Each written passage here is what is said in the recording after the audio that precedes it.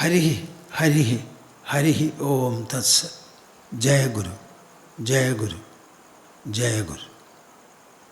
യം ശൈവാസമുപാസതേ ശിവ ഇതി ബ്രഹ്മേതി വേദാന്തിനോ ബൗദ്ധാ ബുദ്ധ ഇതി പ്രമാണപടവഃ കർത്തേതി നൈയായികാ അർഹന്നിത്യഥ ജൈനശാസനരതാഃ കർമ്മേതി മീമാംസകാഃ സോയം വോ വിദധാതു വാഞ്ചിതഫലം ത്രൈലോക്യനാഥോ ഹരിഃ. സോയം വോ വിദധാതു വാഞ്ചിതഫലം ത്രൈലോക്യനാഥോ ഹരിഃ.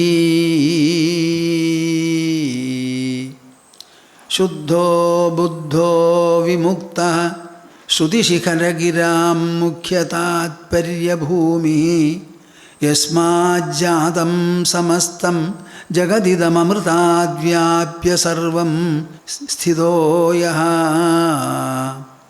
യസ്യാംശാംശാവതാരൈഃ സുരനരവനജൈർരക്ഷിതം സർവമേതത് തം ഭൂമാനം മുകുന്ദം ഹൃദി ഗതമമലം കൃഷ്ണമേവ പ്രപദ്യേ. തം ഭൂമാനം മുകുന്ദം ഹൃദി ഗതമമലം കൃഷ്ണമേവ പ്രപദ്യേ. മദീയഹൃദയാകാശേ സദാനന്ദമയോ ഗുരുഃ ഉദേതു സതതം സമ്യക് അജ്ഞാനതിമിരാരുണഃ. ഹരിഃ ഹരിഃ ഓം തത്സ. ജയ ഗുരു. ലോകത്തെമ്പാടുമുള്ള പ്രേക്ഷകരെ, നമ്മളിതാ ഓൺലൈനിൽ ഇക്കൊല്ലത്തെ ശ്രീമദ് ഭാഗവത തത്വസമീക്ഷാ സത്രം നടത്താൻ പുറപ്പെട്ടിരിക്കുകയാണ്. ആദ്യമായിട്ടാണ് ഇങ്ങനൊരു ഓൺലൈൻ പ്രോഗ്രാം. സാധാരണ ഞാൻ എവിടെ ചെന്ന് സംസാരിക്കുന്ന സമയത്തും ശ്രോതാക്കളോ പ്രേക്ഷകരോ എല്ലാവരോടും കൂടി അവർക്ക് വേണ്ടിയിട്ടാണെന്ന് പറയാം. ഓങ്കാരം അത്യന്തമംഗളകരവും അതിപവിത്രവും ഏറ്റവും ശ്രേഷ്ഠവുമായ ഏകാക്ഷരം ഏകസ്വരം എന്ന് പറയാം. ആ ഓങ്കാരം കൂട്ടായി ജപിക്കാറുണ്ട്, ഒരു തപോനുഷ്ഠാനം എന്നുള്ള നിലയ്ക്ക്. ഞാൻ ജപിക്കുമ്പോൾ നിങ്ങളെല്ലാവരും കൂട്ടത്തിൽ ജപിക്കണം. നമ്മുടെ കൂട്ടധ്വനി ഭൂമണ്ഡലം മുഴുവനും വ്യാപിച്ച് അതിലുള്ള ജീവജാലങ്ങൾക്ക് എല്ലാറ്റിനും ഉണർവും ഉത്സാഹവും സന്തോഷവും പകർന്നു കൊടുക്കണം. അതാണ് ഉദ്ദേശം. അതിൽ പ്രധാനം നിങ്ങളുടെ എല്ലാവരുടെയും മനസ്സ് വ്യാപിക്കണം എന്നുള്ളതാണ്. മനസ്സിൻ്റെ വ്യാപനം ഭാവനയിലൂടെയാണ്. കാറ്റോ വെള്ളമോ വ്യാപിക്കുന്നത് പോലെയല്ല മനസ്സിൻ്റെ വ്യാപനം. മാനസവ്യാപനം മനോഭാവങ്ങളെ ആശ്രയിച്ചാണ്. അപ്പോൾ നിങ്ങളുടെ മനസ്സ് ആഗോള വ്യാപകമാകട്ടെ. ഞാനിതാ ജപിക്കാം. ഇതാ, നിങ്ങൾ ചിലരെങ്കിലും പുതിയതായി ഇത് കേൾക്കുന്നവരുണ്ടാവും. അവരെയും കൂടി കണക്കിലെടുത്തുകൊണ്ട് കൈകൾ ഈ കൈവിരൽ കോർത്ത് മടിയിൽ വയ്ക്കുക. നിങ്ങൾക്ക് വിഷമം വരാത്ത തരത്തിൽ നിവർന്നിരിക്കുക. കണ്ണടയ്ക്കുക. വായും മനസ്സും തുറന്ന് എൻ്റെ കൂടെ 3 തവണ ഓങ്കാരം ജപിക്കുക. ഈ സംയുക്ത ധ്വനി ഉണ്ടല്ലോ, അതാണ് വലിയ ഒരു തപസ്. ഇതാ തുടങ്ങാം. ഓ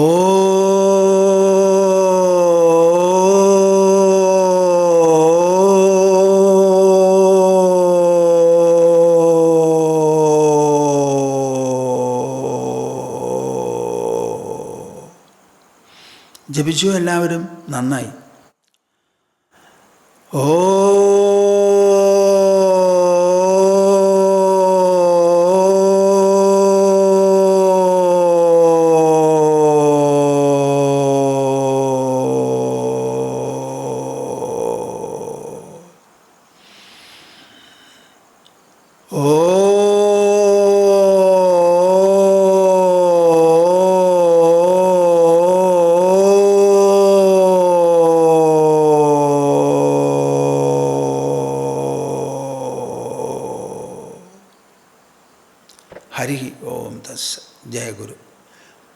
എങ്ങനെയാ? നന്നായി തോന്നുന്നുണ്ടോ? മനസ്സൊക്കെ ഒന്ന് വികസിച്ചോ? അതിൻ്റെ ഇടുക്കങ്ങളൊക്കെ പോയോ? അധ്യാത്മമായി നാം എന്തെല്ലാം ചെയ്യുന്നുണ്ടോ അതൊക്കെ മനസ്സിൻ്റെ ഇടുക്കങ്ങൾ മാറ്റി ബുദ്ധിയുടെ സംശയങ്ങൾ തീർത്ത് മാനസവും ബൗദ്ധവുമായിരിക്കുന്ന വ്യാപനം, വികസനം ഉണ്ടാവാനാണ്. ഭക്തിപരമാകട്ടെ, യോഗപരമാകട്ടെ, അധ്യാത്മമാകട്ടെ, എല്ലാ വിധത്തിലുള്ള അനുഷ്ഠാനങ്ങളും മാനസ ബൗദ്ധ ശുദ്ധീകരണത്തിനും ഔന്നത്യത്തിനുമാണ്. അതിൽ പ്രവർത്തിക്കുന്നതും വാസ്തവത്തിൽ മനസ്സും ബുദ്ധിയുമാണ്. 18 കൊല്ലമായി പാർലിക്കാട് നൈമിഷാരണ്യത്തിൽ നാം തുടർച്ചയായി ശ്രീമദ് ഭാഗവത തത്വസമീക്ഷാ സത്രം നടത്തിപ്പോരുന്നു. 19ാമത്തെ കൊല്ലമാണിത്. അവിടെ കഴിഞ്ഞ കൊല്ലമാണ് സഭാഗൃഹത്തിൻ്റെ നിർമ്മാണം തുടങ്ങിയത്, സഭാനികേതൻ എന്ന പേര്. അത് ഈ ശ്രീമദ് ഭാഗവത തത്വസമീക്ഷാ സത്രം പൊടിയും വിഷമവുമൊന്നുമില്ലാതെ അതിൽ പങ്കെടുക്കുന്നവർക്ക് ഇരുന്ന് കേൾക്കാനും ഭക്ഷണം കഴിക്കാനും സൗകര്യമുണ്ടാകണം എന്ന് വിചാരിച്ച് തുടങ്ങിയതാണ്. 18 കൊല്ലമായി നിർവിഘ്നം നടന്നു പോന്ന ഈ വിശേഷപ്പെട്ട അതിവിശേഷപ്പെട്ട ജ്ഞാന മഹോത്സവമുണ്ടല്ലോ, അത് ശ്രോതാക്കൾ വളരെ ഉത്സാഹത്തോടു കൂടിയാണ് വന്നിരുന്നത് എന്നുണ്ടെങ്കിലും ഒരു വയലിലും പാടത്തിലുമാണത് നടത്തിക്കൊണ്ടിരുന്നത്, പന്തലിട്ട്. തുടർച്ചയായി ഇങ്ങനെ നടക്കുന്ന ഒരു വാർഷിക സംഭവം, ആയിരക്കണക്കിന് ജനങ്ങൾ പങ്കെടുക്കുന്നത്, അവർക്കൊരു സൗകര്യമുണ്ടാക്കണം എന്ന് ഞങ്ങളുടെ മനസ്സിൽ തോന്നി. അതിനു വേണ്ടിയിട്ടാണ് ഈ സഭാനികേതൻ മനസ്സിൽ വിഭാവനം ചെയ്ത് പണിതത്. കഴിഞ്ഞ കൊല്ലം ആ സഭാനികേതനിൽ തന്നെയാണ് സത്രം നടന്നത് എന്നുണ്ടെങ്കിലും അതിൻ്റെ പണി മുഴുവനായിരുന്നില്ല. ഇക്കൊല്ലം പണി മുഴുവനാക്കി ഉദ്ഘാടനം ചെയ്യണം എന്ന് വിചാരിച്ചിരുന്നു. പക്ഷേ ഈ കൊറോണ മഹാമാരി കാരണം എല്ലാം അവതാളത്തിലായല്ലോ, മുഴുവനാക്കാൻ സാധിച്ചില്ല. പോട്ടെ, കഴിഞ്ഞ കൊല്ലത്തെ മാതിരി ഇക്കൊല്ലവും നമുക്ക് നടത്തിയിരിക്കാം. പക്ഷേ എന്താ, ജനങ്ങൾ ഒന്നിച്ചു കൂടുന്നത് തടഞ്ഞിരിക്കുകയാണ്. അത് തടഞ്ഞു എന്നല്ല പറയേണ്ടത്, ജനങ്ങൾ ഒന്നിച്ചു കൂടരുത്. അതിനുവേണ്ടി ഉള്ള നിയന്ത്രണം നമ്മൾ പരിപാലിക്കണം. അങ്ങനെ വരുമ്പോൾ ഈ ആയിരക്കണക്കിന് ജനങ്ങൾ ഒന്നിച്ച് നൈമിഷാരണ്യത്തിൽ വരിക സംഭാവ്യമല്ല, സമ്മതിക്കാവുന്നതുമല്ല. അപ്പോൾ പിന്നെ എന്താണ് പോംവഴി എന്ന് സംഘാടകന്മാർ ഞങ്ങളെല്ലാവരും കൂടി ആലോചിച്ചപ്പോൾ തോന്നി ഓൺലൈനിൽ നടത്താമെന്ന്. അതിൻ്റെ ഇടയിൽ നാരായണാശ്രമ തപോവനം കഴിഞ്ഞ 3 കൊല്ലമായി ഒരു ഗ്ലോബൽ ഭഗവത്ഗീത കൺവെൻഷൻ നടത്തി വരുന്നു അമേരിക്കയിൽ. 3 കൊല്ലം നടന്നു. പ്രധാനപ്പെട്ട യൂണിവേഴ്സിറ്റി ഹാളിലാണ് അതൊക്കെ നടന്നത്. ഇക്കൊല്ലം അത് നടക്കാനുള്ള സാധ്യതയില്ലല്ലോ. ഞങ്ങൾക്ക് യാത്ര ചെയ്ത് അവിടെ പോകാനും പിടിക്കാനും ഒന്നും പറ്റില്ല, മറ്റുള്ളവർക്കും പറ്റില്ല. അപ്പോൾ ഒരു കോളേജ് വിദ്യാർത്ഥിനിയാണ് പറഞ്ഞത്, ഹൻസിക, ഞങ്ങൾ ഹോസ്റ്റ് ചെയ്യുന്ന ശാന്തി നടരാജൻ അവരുടെ മകളാണ്. ആ കുട്ടി പറഞ്ഞു അത്രേ നമ്മുടെ ഡോക്ടർ രവി ജണ്ടിയാലയോട്, അങ്കിൾ, അമ്മാമ്മ, നമുക്ക് ഓൺലൈനായി നടത്തിക്കൂടെ ഇതെന്ന്. ആ കുട്ടി പറഞ്ഞ ആ വാക്കിനെ തുടർന്നാണ് അവരെല്ലാവരും കൂടി ഓൺലൈനായിട്ട് നടത്താമെന്ന് തീരുമാനിച്ച് എന്നോട് ചോദിച്ചു.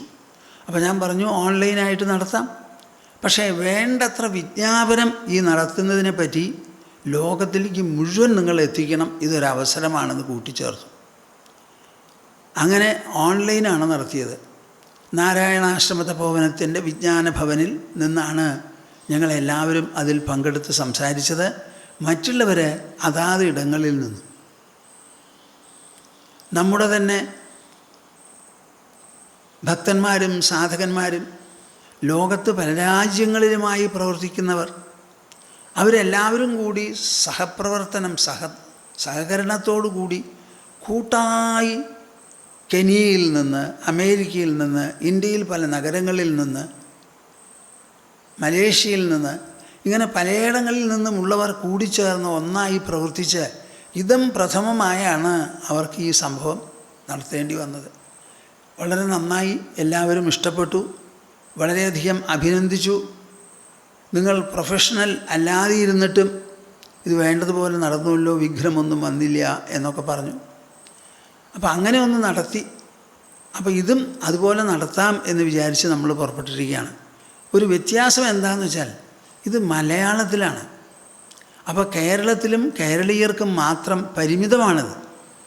മറ്റത് ഇംഗ്ലീഷിലായതുകൊണ്ട് ആ ഇംഗ്ലീഷ് സംസാരിക്കുന്ന ആർക്കാർക്കെല്ലാം എവിടെയെല്ലാം കേൾക്കണം എന്ന് തോന്നുന്നോ അവർക്കെല്ലാവർക്കും സാധ്യമാകുന്നതാണ്. അപ്പോൾ ഇത്തവണ ഓൺലൈനിൽ ആദ്യമായി ഞങ്ങൾ തുടങ്ങിയിരിക്കുകയാണ്. അപ്പോൾ അതിന് പ്രത്യേക സന്നാഹങ്ങൾ ആവശ്യമുണ്ട്. പ്രവക്താക്കളെ വേണ്ടതുപോലെ സമീപിച്ച അവരുടെ സഹകരണം ഇതെല്ലാം നമുക്ക് വേണം. അങ്ങനെ ആയാലേ ഇത് നടക്കുള്ളൂ.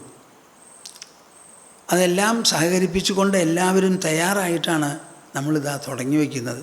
ഇത് നിങ്ങളെല്ലാവരും മനസ്സിലാക്കണം. നിങ്ങൾക്ക് എല്ലാവർക്കും തന്നെ നൈമിഷാരണ്യത്തിലെത്തി ഈ 8 ദിവസത്തെ പരിപാടിയിൽ പങ്കെടുത്തു എന്നുള്ള കൃതാർത്ഥത ഉണ്ടാകത്തക്ക വിധത്തിൽ എല്ലാവരും നൈമിഷാരണ്യത്തിൽ മനസ്സാ സന്നിഹിതരാകണം. ഞങ്ങൾക്കും തോന്നണം നിങ്ങൾ വന്നു എന്ന്, നിങ്ങൾക്കും തോന്നണം നിങ്ങൾ വന്ന് ഞങ്ങളെ കണ്ടു എന്ന്. അങ്ങനെ മനസ്സിൻ്റെ ഭാവസമ്പുഷ്ടിയാലും മനസ്സിൻ്റെ വിശേഷപ്പെട്ട ശക്തിയാലും എല്ലാവരും ഇതിൽ ഒന്നിച്ചു ചേർന്ന് കൂട്ടായി ഇതങ്ങോട്ട് നടത്തുക. അങ്ങനെ 19ാമത്തെ ശ്രീമദ് ഭാഗവത തത്വസമീക്ഷാ സത്രം ഓൺലൈൻ. ഈ ഓൺലൈൻ എന്ന് പറയുന്നത് ഇംഗ്ലീഷ് വാക്കാണല്ലോ. അപ്പോൾ ഇൻ്റർനെറ്റിൽ എന്ന് പറഞ്ഞാൽ അന്തർജാലം വഴി, അന്തർജാലം എന്നാണത്രേ അതിന് പറ്റിയ വാക്ക്. അന്തർജാലം വഴിയാണിത് നടത്തുന്നത്. എൻ്റെ ഭാഷയിൽ പറയുകയാണെങ്കിൽ ദൃശ്യശ്രവ്യ മുദ്രണം വഴിയാണിത് നടത്തുന്നത്. ദൃശ്യമായാലും ശ്രവ്യമായാലും അതിനെ മുദ്രണം ചെയ്തെടുത്ത് നടത്തണു എന്നാണ് ഇതിന് പറയേണ്ടത്. അപ്പോൾ അങ്ങനെ ഒരു പ്രോഗ്രാമാണ്. അത് ഞാൻ നിങ്ങളെ എല്ലാവരെയും അറിയിക്കുന്നു. ഇതിപ്പോൾ വിളക്ക് കൊളുത്തി ഉദ്ഘാടനം ഒരു നിലയ്ക്ക് കഴിഞ്ഞു. ഇനി നമുക്കതിനെപ്പറ്റി ഒന്ന് സംസാരിക്കാനാണ്. ഉദ്ഘാടനത്തിന് ശേഷം ഉദ്ഘാടനം ചെയ്യുന്ന ആൾ സംസാരിക്കുമല്ലോ. ആ സംസാരമാണ് ഇപ്പോൾ ഇത് നിർവഹിക്കാൻ പോകുന്നത്. 18 കൊല്ലമായി നമ്മൾ ഈ നൈമിഷാരണ്യം ശ്രീമദ് ഭാഗവത തത്വസമീക്ഷാ സത്രം നടത്തി വരികയാണ്. നമ്മുടെ ശ്രോതാക്കൾക്കോ പ്രേക്ഷകർക്കോ ഒരു വിശേഷമുള്ളത് എന്താ എന്ന് പറഞ്ഞാൽ, പാർലിക്കാട്ടിലുള്ള ഗ്രാമവാസികളുടെ നിർബന്ധം കൊണ്ടാണ് ഒരു സപ്താഹം നടത്തിയവിടെ. ആ സപ്താഹം നടത്തിയപ്പോൾ എല്ലാവരും, ആർക്കും ഓർമ്മയില്ല ഒരു സപ്താഹം പാർലിക്കാട്ട് തച്ചനാത്തുകാവിൽ നടത്തിയതായി. പക്ഷേ നടത്തി കഴിഞ്ഞപ്പോൾ കുറേ ആൾക്കാർ പങ്കെടുത്തു. എല്ലാവർക്കും വളരെ സന്തോഷമായി. സന്തോഷം എന്ന് വെച്ചാലോ പരമാനന്ദം, ആഹ്ലാദം. അതിൻ്റെ ഇടയിൽ ശ്രദ്ധ വെച്ച് കേട്ടുകൊണ്ടിരുന്ന ചില ശ്രോതാക്കളുണ്ടായിരുന്നു. അവരുടെ മനസ്സിൽ തോന്നി, ഇതാണോ ശ്രീമദ് ഭാഗവതം? ഇത്ര രസപ്രധാനമോ? ഇതിൽ വേദവ്യാസ മഹർഷി എന്തൊക്കെയാണ് ശ്രോതാക്കളെ അല്ലെങ്കിൽ അനുവാചകന്മാരെ അറിയിക്കണം എന്ന് വിചാരിക്കുന്നത്? ആ തത്വങ്ങളോ മൂല്യങ്ങളോ സിദ്ധാന്തങ്ങളോ എല്ലാം അദ്ദേഹം എങ്ങനെ അവതരിപ്പിച്ചിട്ടുണ്ടോ ആ അവതരിപ്പിച്ചതുപോലെ ഞങ്ങൾക്ക് മനസ്സിലാക്കണം എന്ന് കൂട്ടായൊരു തോന്നൽ പാർലിക്കാട്ടിലും പരിസരത്തിലും ഉള്ളവർക്കുണ്ടായി. അവർ നിത്യസ്മരണീയനായ പുരുഷോത്തമ സ്വാമിജിയോട് ഈ കാര്യം അവതരിപ്പിച്ചു. ഉടനെ സ്വാമിജി എന്നെ വിളിച്ച് നമുക്ക് എന്താ ചെയ്യാൻ പറ്റുക എന്ന് ചോദിച്ചു. അപ്പോഴാണ് ഞാൻ പറഞ്ഞത്, ഒരു സത്രമാണെങ്കിൽ അത് വേണ്ടതുപോലെ നടത്തണം. അത് ഒരു സത്രം നടക്കുന്നുണ്ട് ഇപ്പോൾ ഇവിടെ. നമ്മൾ പങ്കിട്ട് നടത്തുകയാണെങ്കിൽ ആ സത്രം ഇതുപോലെ ആയാൽ പോരാ. നമുക്ക് ശ്രീമദ് ഭാഗവതത്തിൻ്റെ തത്വമൂല്യ സിദ്ധാന്തങ്ങൾ ജനങ്ങൾ കേട്ടും മറ്റു പ്രകാരത്തിലും മനസ്സിലാക്കി അവരുടെ ജീവിതത്തിൽ, നിത്യജീവിതത്തിൽ, ഗൃഹജീവിതത്തിൽ ഊടും പാവുമായി ഇത് പ്രവർത്തിക്കണം. അതിന് പറ്റിയ തരത്തിൽ തത്വങ്ങളും മൂല്യങ്ങളും സിദ്ധാന്തങ്ങളും അവതരിപ്പിക്കുന്നതാകണം നമ്മുടെ തത്വപ്രവചന പരമ്പരയുടെ ഉദ്ദേശം. അതിനനുസരിച്ചാണ് ശ്രീമദ് ഭാഗവത് തത്വസമീക്ഷാ സത്രം എന്ന് പേര് കൊടുത്തത്. തത്വസമീക്ഷ എന്ന് പറഞ്ഞാൽ എന്താ?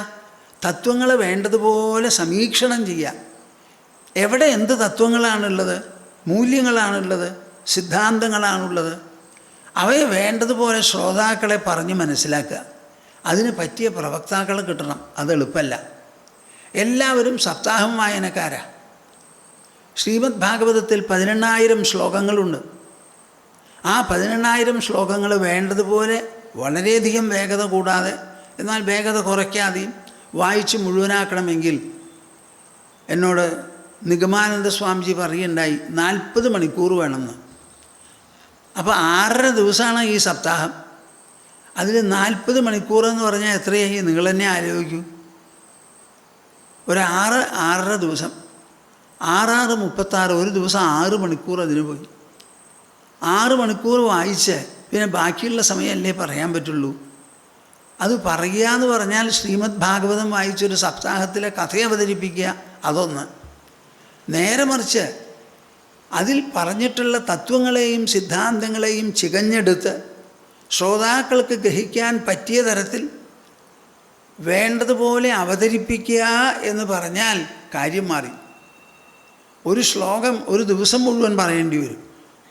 ഒരു വാക്കിന് മിനിറ്റുകളോളം നമുക്ക് പ്രതിപാദിച്ചു കൊടുക്കേണ്ടി വരും. അപ്പം അങ്ങനെ തത്വപ്രവചന പരമ്പരയാക്കണം എന്ന് പറഞ്ഞാണ് പുറപ്പെട്ടത്. അത് എളുപ്പമായിരുന്നില്ല. എന്താ കാരണം? വേണ്ടത്ര പ്രവക്താക്കളെ, ഇതിന് സന്നദ്ധരായവരും പ്രാപ്തിയുള്ളവരും കിട്ടുന്നത് എളുപ്പമല്ല. എന്തായാലും എന്തിനു പറയണു, നിർവിഘ്നം അത് 18 കൊല്ലം നടന്നു. ഇത് 19ാമത്തെ കൊല്ലമാണ്. ഈ 19ാമത്തെ കൊല്ലത്തിൽ വലിയൊരു വെല്ലുവിളിയാണ് നമുക്ക്. ഒരൊറ്റ ആൾക്കും ഇവിടെ വരാൻ പറ്റില്ല, ജനത്തിരക്ക് പാടില്ല. അപ്പോൾ പിന്നെ സത്രം എങ്ങനെ നടത്തും? അപ്പോഴും ഇതാ ഈശ്വരൻ്റെ അനുഗ്രഹം, മഹാവിഷ്ണുവിൻ്റെ പ്രചോദനം, അന്തരാത്മാവിൻ്റെ വിശേഷപ്പെട്ട സമയോചിതമായ തരംഗങ്ങൾ, പ്രേരണകൾ, അതെല്ലാം വഴി ഇപ്പം നമുക്ക് ഒരു ഓൺലൈൻ സത്രമാണ് നടത്താൻ നമ്മൾ പുറപ്പെട്ടിരിക്കുന്നത്. ഈ ശ്രീമദ് ഭാഗവതം എന്ന് പറയുന്നത് എന്താണത്? അതിനെ പലരും പറയും മഹാപുരാണമാണെന്ന്. ഞാൻ മഹാപുരാണം അല്ല എന്ന് പറയുന്നില്ല. പക്ഷേ അത് വെറും മഹാപുരാണമല്ല. അതിൻ്റെ രചയിതാവ് തന്നെ വിവരിച്ചിരിക്കുകയാണ് ഓരോ അധ്യായത്തിൻ്റെയും അവസാനത്തിൽ. പാരമഹംസ്യ സംഹിതയാണത് എന്ന്. ഒരു സംഹിത എന്ന് പറഞ്ഞാൽ എന്താ? അത് പ്രതിപാദിക്കുന്ന വിഷയങ്ങളെ ആനുകാലികമായ എല്ലാ ബന്ധങ്ങളോടും കൂടി അത് സംബന്ധിച്ച ശാസ്ത്രങ്ങളോ അവതരണങ്ങളോ എന്തെല്ലാം ഉണ്ടോ അവയെല്ലാം കൂട്ടിപ്പിടിച്ച് മുഖ്യമായ ഒരു തത്വധാരയെ അവതരിപ്പിക്കുക. ബാക്കിയുള്ളതെല്ലാം സഹായകമായും പറഞ്ഞു വയ്ക്കുക. ഒന്നും വിട്ടുകളയരുത്. എല്ലാ ദൃഷ്ടികോണുകളിൽ നിന്നും, വീക്ഷണകോണുകളിൽ നിന്നും പറയുന്ന തത്വത്തെയോ മൂല്യത്തെയോ സിദ്ധാന്തത്തെയോ വിലയിരുത്തി അതിലുള്ള അന്തസ്സാരമെന്തോ അത് ജനങ്ങൾക്ക് ഭംഗിയായി വെളിപ്പെട്ട് ബോധ്യം വരണം. ഈ പറയുന്നത് ശരിയാണ്, ഇത് തള്ളിക്കളയാൻ പറ്റില്ല, ഇത് കേട്ട് ഗ്രഹിച്ചു കഴിഞ്ഞാൽ ഒരൊറ്റ വഴിയേ ഉള്ളൂ, നമ്മളത് ഉൾക്കണ്ട് അനുസരിക്കണം, അനുധാവനം ചെയ്യണം, പിന്തുടരണം. അങ്ങനെ വരുമ്പോഴാണ് ഈ സംഹിത. എൻ്റെ കൂട്ടരെ, നിങ്ങൾക്കറിയാമോ, നമ്മുടെ ശാസ്ത്രങ്ങളൊക്കെ സയൻറ്റിഫിക്കാണ്. വെറുതെ ചപ്പാ ചവറാന്ന് പറഞ്ഞിരിക്കുകയല്ല. അതിൽ പറഞ്ഞിട്ടുള്ള കാര്യങ്ങളെല്ലാം അങ്ങേയറ്റം നിരീക്ഷണത്തോടും പരീക്ഷണത്തോടും പരിശോധനയോടും സ്ഥിരീകരണത്തോടും കൂടിയാണ് പറഞ്ഞിരിക്കുന്നത്. ആ സ്ഥിരീകരണത്തിന് അവർ ഉപയോഗിക്കുന്ന മാനദണ്ഡം എന്താ? തനിക്കുള്ള അനുഭവം. ഈ ലോകമുണ്ടെന്ന് നിങ്ങൾ പറയുന്നുണ്ടല്ലോ, എന്താണ് കൂട്ടരെ അതിനുള്ള തെളിവ്? സ്വാമിജി, ഞങ്ങളെല്ലാവരും ഇതാ കാണുന്നു, അനുഭവിക്കുന്നു. നിങ്ങൾക്കൊരു ദേഹമുണ്ടെന്ന് ആരാ പറഞ്ഞേ? എൻ്റെ ദേഹം എനിക്ക് സ്വാനുഭവമാണ്. അപ്പം നമ്മുടെ അനുഭവമാണ് എല്ലാ അറിവിനും ആധാരം. അപ്പം നമ്മുടെ അറിവിനെ മുൻനിർത്തി, അറിവിൽ 3 ഘടകങ്ങളാണ്. ഒന്ന് പ്രത്യക്ഷം, ഇന്ദ്രിയങ്ങൾ വഴി കിട്ടുന്നത്. പിന്നെ ഒന്ന് പരോക്ഷം, മനസ്സും ബുദ്ധിയും ഉപയോഗിച്ചുണ്ടാകുന്നത്. അപരോക്ഷം എന്ന് പറഞ്ഞാലോ, ഇന്ദ്രിയങ്ങളും മനസ്സും ബുദ്ധിയും പ്രവർത്തിക്കാതെ ഇരുന്നിട്ടും നമുക്കൊരനുഭവം ഉണ്ടാവണം. ആ അനുഭവമാണ് അന്തരാത്മികമായ അനുഭവം. അങ്ങനെയൊന്നും ഉണ്ടോ സ്വാമിജി? എന്താ? ഉറക്കമെടുത്തോളൂ. ഉറക്കത്തിൽ നിങ്ങളുടെ ശരീരമോ ഇന്ദ്രിയങ്ങളോ പ്രവർത്തിക്കുന്നുണ്ടോ? ഇല്ല. മനസ്സോ ഇല്ല. ബുദ്ധിയോ ഇല്ല. അഹങ്കാരമോ ഇല്ല. ഇത് വിട്ടു വല്ലതും ഉണ്ടോ നിങ്ങൾക്ക് കാര്യങ്ങൾ മനസ്സിലാക്കാൻ? കാര്യം സൂക്ഷ്മദർശിനി ഉപയോഗിച്ചോളൂ, ദൂരദർശിനി ഉപയോഗിച്ചോളൂ. ഇത് രണ്ടും കാണുന്നില്ല, കാണാൻ സഹായിക്കുന്നേ ഉള്ളൂ. രണ്ടും ജഡങ്ങളാണ്. അതിലൂടെ നോക്കിക്കാണുന്ന മനുഷ്യനാണ് ചേതനാവാൻ. അപ്പോൾ എല്ലാറ്റിനും പ്രമാണം നമ്മുടെ അനുഭവമാണ്. ആ അനുഭവത്തിൽ ഉറച്ചു നിന്നുകൊണ്ട് ആ അനുഭവങ്ങളെ വേണ്ടതുപോലെ കൂട്ടിയിണക്കി ചർച്ച ചെയ്ത് പരിശോധിച്ച് പല വിധത്തിലുള്ള ചോദ്യങ്ങളും ഉത്തരങ്ങളുമെല്ലാം ഉന്നയിച്ച് പറഞ്ഞ് അവസാനം തീരുമാനിച്ചെടുത്തിട്ടുള്ളതാണ് നമ്മുടെ ശാസ്ത്രം. എല്ലാ ശാസ്ത്രങ്ങളും യുക്തിസഹങ്ങളാണ്. കാര്യകാരണങ്ങളോട് പൊരുത്തപ്പെടുത്തി അവതരിപ്പിക്കുന്നതേ ശാസ്ത്രമാകൂ. അങ്ങനെ ഒരു ശാസ്ത്രമാണ് ഈ ശ്രീമദ് ഭാഗവതം എന്ന് നിങ്ങൾ മനസ്സിലാക്കണം. ഈ ശ്രീമദ് ഭാഗവതത്തിൽ എന്താണ് വിഷയം ചർച്ച ചെയ്യുന്നത് എന്നും നിങ്ങൾ അറിയണം. ശ്രീമദ് ഭാഗവതത്തിൻ്റെ ഭാഷയിൽ ഭക്തി വിരക്തി ഭഗവത് പ്രബോധ. കേൾക്കുന്നുണ്ടോ കൂട്ടരെ നിങ്ങൾ? ഭക്തി എന്ന് പറയുന്നത് മനുഷ്യ മനസ്സിൽ ഉദിക്കുന്ന ഒരു ഭാവസമ്പന്നതയാണ് ഭക്തി. ഭൂമണ്ഡലത്തിൽ എത്രയോ എണ്ണാൻ പറ്റാത്തത്ര ജീവജാലങ്ങളുണ്ട്. അതിൽ മനുഷ്യൻ എന്ന് പറയുന്ന ഒരു ജീവിയുണ്ടല്ലോ, ആ ജീവിയുടെ ഹൃദയത്തിൽ മാത്രം അങ്കുരിക്കുന്നതാണ് ഭക്തി. ആ ഭക്തി എപ്പോൾ അങ്കുരിക്കുന്നു നിങ്ങൾക്കറിയാമോ? ഈ ലോകവും ആ ലോകത്തിലുള്ള അസംഖ്യം വസ്തുക്കളും ആ വസ്തുക്കളുടെ മഹിമകളും ഗുണവിശേഷങ്ങളും അവ കൊണ്ടുണ്ടാവുന്ന നേട്ടങ്ങളുമെല്ലാം ഇങ്ങനെ എന്തിനെക്കുറിച്ച് നിങ്ങൾ ആലോചിക്കുന്നുവോ ആ ആലോചനയിൽ നിന്ന് ഭക്തി ഉണ്ടാവില്ല. ഈ ലോകം നാം കാണുന്നതാണ്, കേൾക്കുന്നതാണ്, മണക്കുന്നതാണ്, രുചിക്കുന്നതാണ്, സ്പർശിച്ചറിയുന്നതാണ്. അങ്ങനെ ശബ്ദം, സ്പർശം, രസം, രൂപം, ഗന്ധം എന്ന 5 വിഷയങ്ങളെ ഈ ലോകത്തിലുള്ളൂ. ഈ 5ഉം ലോകം രചിക്കുന്നതല്ല. ലോകം ജഡമാണ്. പഞ്ചഭൂതങ്ങൾ കൊണ്ടുണ്ടായതാണ് ലോകം. അതിലെ ഭൂമി ഖരവസ്തുവാണ്, ജഡമാണ്. ജലം ദ്രവമാണ്.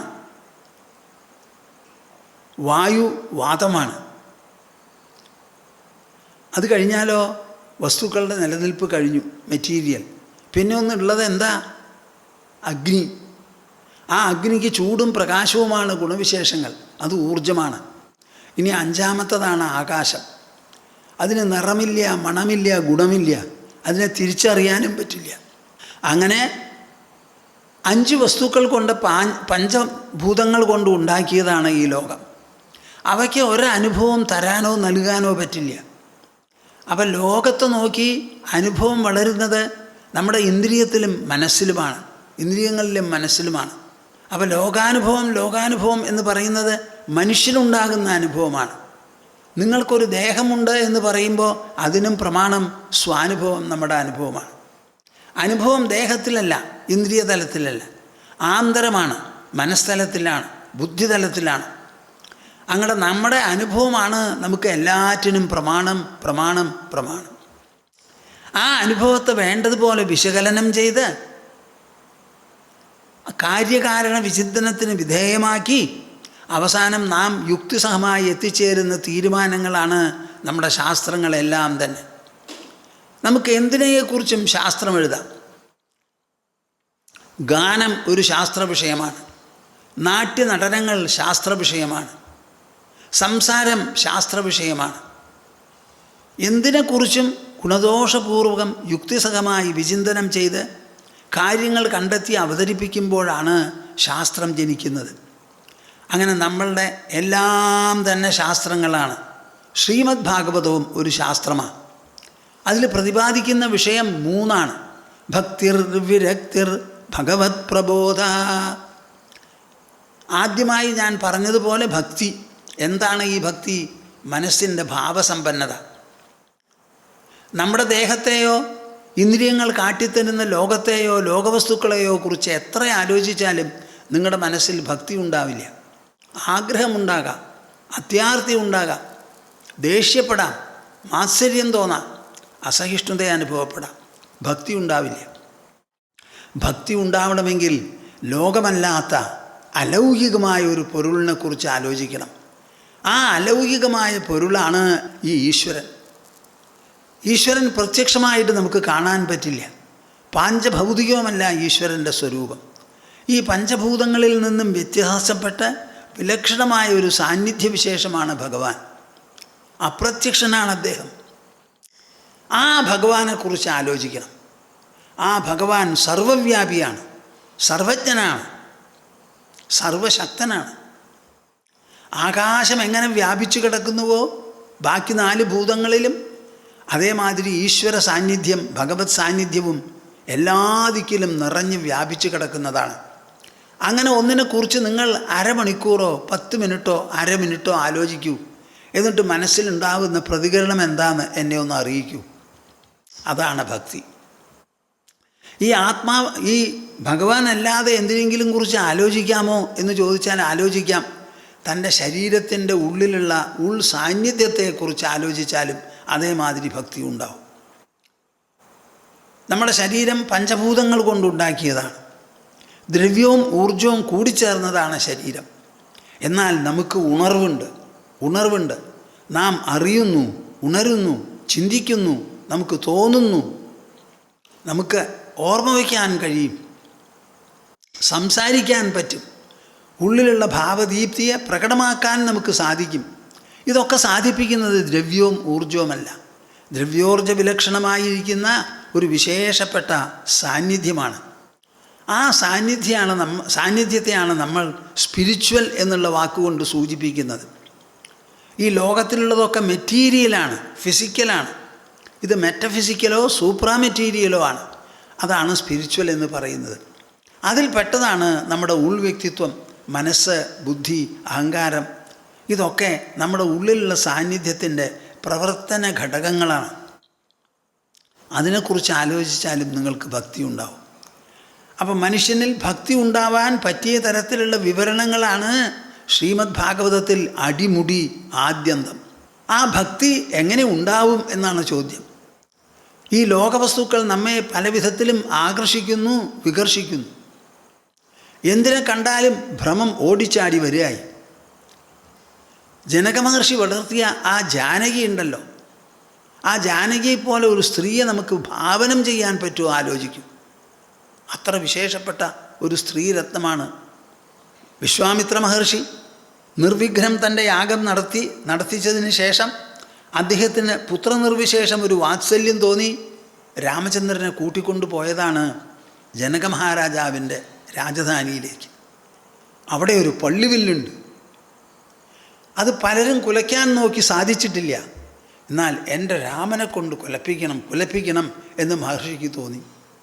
അതിനെന്താ കാരണം എന്ന് ചോദിച്ചാൽ, ശ്രീരാമനെ കൂട്ടിക്കൊണ്ടുപോയി യാഗം നിർവിഘ്നം നടത്തണം എന്ന് വിചാരിച്ച് അയോധ്യ രാജധാനിയിൽ ചെന്നപ്പോൾ ദശരഥ മഹാരാജാവ് ഹൃദയം നിറഞ്ഞ സ്വരത്തിലാണ് സ്വാഗതം ചെയ്തത്. മഹർഷേ, അങ്ങ് വന്നൂലോ, എൻ്റെ രാജധാനി പുനിതമായി, പവിത്രമായി. ഞങ്ങളെല്ലാവരും 21 തലമുറ മുൻപും പിൻപും അനുഗ്രഹിക്കപ്പെട്ടു. അങ്ങയുടെ സാന്നിധ്യത്തിൽ ഞാൻ കൃതാർത്ഥനാണ്. എന്തിനാണ് വന്നത് എന്ന് അറിയിക്കൂ. ഞാനും ഈ രാജധാനിയും എൻ്റെ കയ്യിലുള്ള സർവത്ര വിഭവങ്ങളും എല്ലാം തന്നെ അങ്ങയുടെ പാദത്തിൽ സമർപ്പിതമാണ്. അപ്പോഴാണ് പറഞ്ഞത് എനിക്ക് രാമനെ കൊണ്ടുപോകണമെന്ന്. അതങ്ങോട്ട് കേട്ടപ്പോൾ അയ്യോ, എങ്ങനെ രാമനെ പറഞ്ഞയക്കും എന്നായി. അസ്ത്രശസ്ത്ര വിദ്യ അഭ്യസിച്ച് പഠിച്ചിട്ടേ ഉള്ളൂ, രണഭൂമി കണ്ടിട്ടില്ല എൻ്റെ പൊന്നുമോൻ, ഞാൻ തന്നെ വരാം എന്നായി. എനിക്ക് അങ്ങ് വേണ്ട, മകൻ മതിയെന്നായി. അങ്ങനെ പറഞ്ഞയക്കാൻ വിഷമം പറഞ്ഞപ്പോൾ വസിഷ്ഠ മഹർഷിയാണ് ഇടപെട്ട്, മഹാരാജാവേ, അങ്ങ് എന്താണ് ഈ സംസാരിക്കുന്നത്? അങ്ങയുടെ മുമ്പിൽ വന്നിരിക്കുന്നത് ഒരു മഹർഷിവര്യനാണ്. അദ്ദേഹം പൂർവാശ്രമത്തിൽ ക്ഷത്രിയനായിരുന്നു. ആ യോഗ്യത കൂടി അദ്ദേഹത്തിനുണ്ട്. ഇത്രനാളും അങ്ങയുടെ മകൻ അങ്ങയുടെ അടുത്ത് ജീവിച്ചു, അങ്ങയുടെ ശിക്ഷണത്തിൽ വളർന്നു, അധ്യാപകരും ഉണ്ടായിരുന്നു. ഇപ്പോൾ ആ കുട്ടിക്ക് പുറത്തു പോകാനുള്ള സമയമായി. ഏതെങ്കിലും ഒരു സ്ഥലത്തിലേക്ക് കൂടുതൽ ഔന്നത്യത്തിനു വേണ്ടി പോകാൻ പറ്റുമെങ്കിൽ അത് ഈ മഹർഷിയുടെ സാന്നിധ്യത്തിൽ മാത്രമാണ്. അതുകൊണ്ട് സന്തോഷത്തോടുകൂടി, ഉത്സാഹത്തോടുകൂടി, പ്രതീക്ഷയോടുകൂടി പറഞ്ഞയക്കുമെന്ന് സമയോചിതമായി വസിഷ്ഠ മഹർഷി ഉപദേശിച്ചു. എൻ്റെ കൂട്ടരെ, നിങ്ങൾക്ക് എല്ലാവർക്കും ഇങ്ങനെ സമയോചിതം ഉപദേശിക്കാനായി ആരെങ്കിലും ഗുരുജനങ്ങൾ വേണം. ഭരണശാസ്ത്രം കൈയാളുന്ന രാജാക്കന്മാർക്കും അത് അത്യാവശ്യമായിരുന്നു. ജനാധിപത്യത്തിലും നമുക്കത് ആവശ്യമാണ്. നമ്മുടെ മന്ത്രിമാരെയും ക്യാബിനറ്റിനെയും എല്ലാം സമയോചിതം ഉപദേശിക്കാനായി നല്ല ക്രാന്തദർശികളായി, തത്വവീക്ഷണ പടുക്കളായിട്ടുള്ളവരുടെ അവരുടെ സഹവാസം ആവശ്യമാണ്. നമ്മുടെ രാജ്യം ഇപ്പോൾ നേരിടുന്നത് 2 വിധത്തിലുള്ള ആക്രമണങ്ങളാണ്. ഒന്ന് ഈ മഹാമാരിയുടെ ആക്രമണം, പിന്നെ അപ്പുറത്ത് നമ്മുടെ അയൽപക്കക്കാരുടെ ആക്രമണം. ഈ 2ലും പെട്ട് ഇന്ത്യ രാജ്യം ഇതുവരെ കൂസിയിട്ടില്ല, കുലുങ്ങിയിട്ടില്ല. ആരും പ്രതീക്ഷിച്ചില്ല ഇങ്ങനെ ഉറച്ചു നിൽക്കാൻ പറ്റുമോ എന്ന്. ഞാൻ എപ്പോഴും പറയും, ഭാരത ജനനി ധർമ്മപ്രസൂവാണെന്ന്. എല്ലാ സമയത്തും ധർമ്മത്തെയും ധർമ്മവീര്യമുള്ളവരെയും പ്രസവിച്ച് വളർത്തിപ്പോന്നിട്ടുള്ള ഒരു വിശേഷപ്പെട്ട പാരമ്പര്യമാണ് നമ്മുടെ ഭാരതാംബയ്ക്കുള്ളത്. എന്തു തന്നെ വന്നാലും നാം അതിനെ നേരിടും. മഹാഭാരത യുദ്ധത്തിൽ യുധിഷ്ഠിരന് 7 അക്ഷൗഹിണി സേനയെ ഉണ്ടായിരുന്നുള്ളൂ. അപ്പുറത്ത് 11 അക്ഷൗഹിണി ഉണ്ടായിരുന്നു. അതിൽ തലപ്പത്ത് നിൽക്കുന്നത് അജയ്യനായിരിക്കുന്ന ഭീഷ്മ പിതാമഹനാണ്.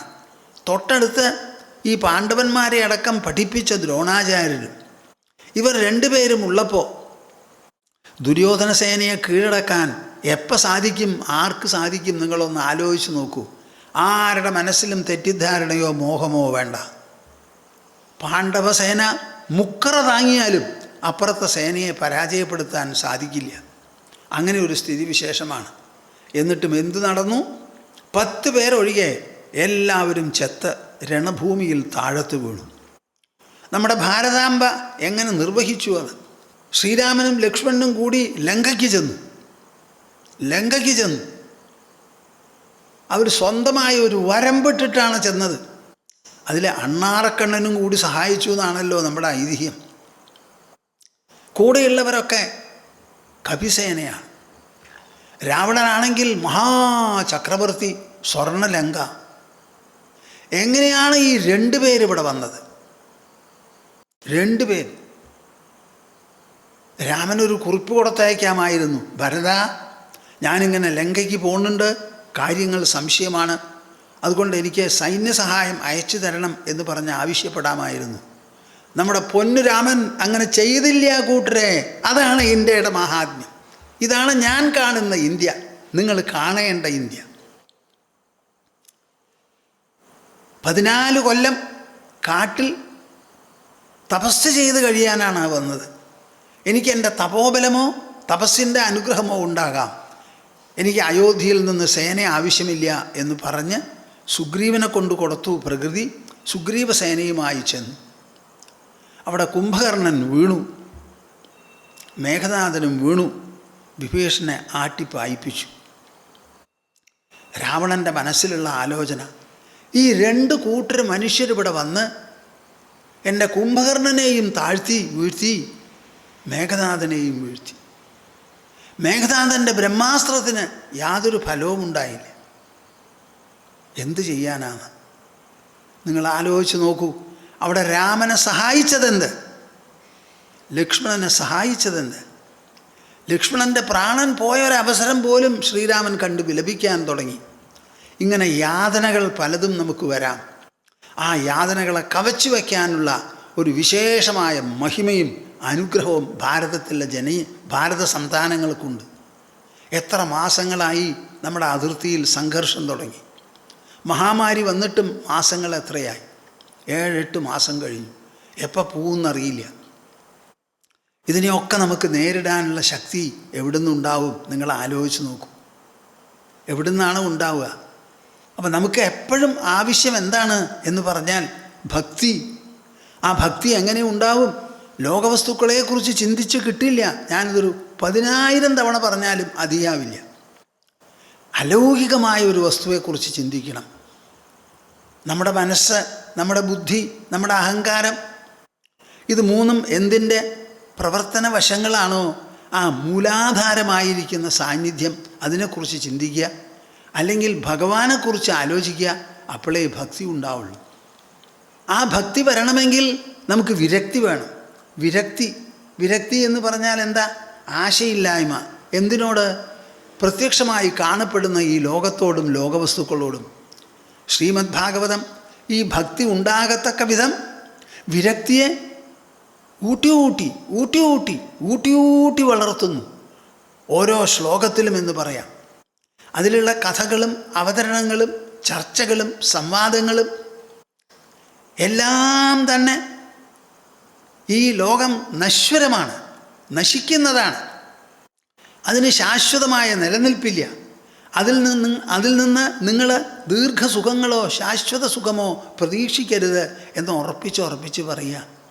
ഭക്തിർ വിരക്തി മാത്രമോ അല്ല. ഞാൻ പറഞ്ഞല്ലോ ഇതൊരു ശാസ്ത്രമാണെന്ന്. ആ ശാസ്ത്രത്തിൽ ഭഗവത് പ്രബോധ, ഭഗവാൻ ഈശ്വരൻ എന്ന് പറയുന്നത് നാം രൂപീകരിച്ചൊരു വാക്കാണ്. നാം രൂപീകരിച്ചൊരു വാക്കാണ്. ആ വാക്കിന് അർത്ഥം നമ്മളാണ് പറയേണ്ടത്. ഈശ്വരൻ എന്ന് ഈശ്വരൻ പറയുന്നില്ല, ലോകമെന്ന് ഈശ്വരൻ പറയുന്നില്ല, ശരീരമെന്ന് ഈശ്വരൻ പറയുന്നില്ല. നമ്മുടെ നാമകരണങ്ങളാണിതെല്ലാം. നമ്മുടെ അക്ഷരമാലയാണ് നാം ഉപയോഗിക്കുന്നത്. ഓരോ വാക്കും മനുഷ്യൻ്റെ ഭാവങ്ങളെ, ഉള്ളിലുള്ള പ്രത്യയങ്ങൾ വെളിപ്പെടുത്താനുള്ള മാധ്യമങ്ങളാണ്, ശബ്ദസ്വരൂപങ്ങളാണ്. അതിന് അർത്ഥം പറയേണ്ടത് നമ്മളാണ്. അതുകൊണ്ട് ഭഗവാൻ ഭഗവത് പ്രബോധ, ബാക്കി എല്ലാറ്റിനെയും കണ്ടും കേട്ടും അനുഭവിക്കുന്നത് പോലെ ഈശ്വരനെ ഹൃദയം കൊണ്ട്, മനസ്സുകൊണ്ട്, ബുദ്ധി കൊണ്ട് അനുഭവിച്ച് ആ അനുഭവത്തിൻ്റെ ആഹ്ലാദത്തിൽ ഊളം വെച്ച് നടത്തിക്കും ശ്രീമദ് ഭാഗവതം. അതിനാണ് ഈ ഭാഗവതം എഴുതിയിരിക്കുന്നത്. അപ്പം ഭാഗവതത്തിലെ പ്രതിപാദ്യം എന്ത് എന്ന് ചോദിച്ചാൽ ഭക്തിർ വിരക്തിർ ഭഗവത് പ്രബോധ. ഈശ്വരനോടുള്ള ഭക്തി, അതുണ്ടാവാൻ വേണ്ടി ലോകത്തിനോട് വിരക്തി, ഇത് രണ്ടും ഉണ്ടെങ്കിൽ ആ ഉള്ളിൽ ഭഗവാന്റെ പ്രബോധം, അനുഭവം, സ്വാനുഭവം.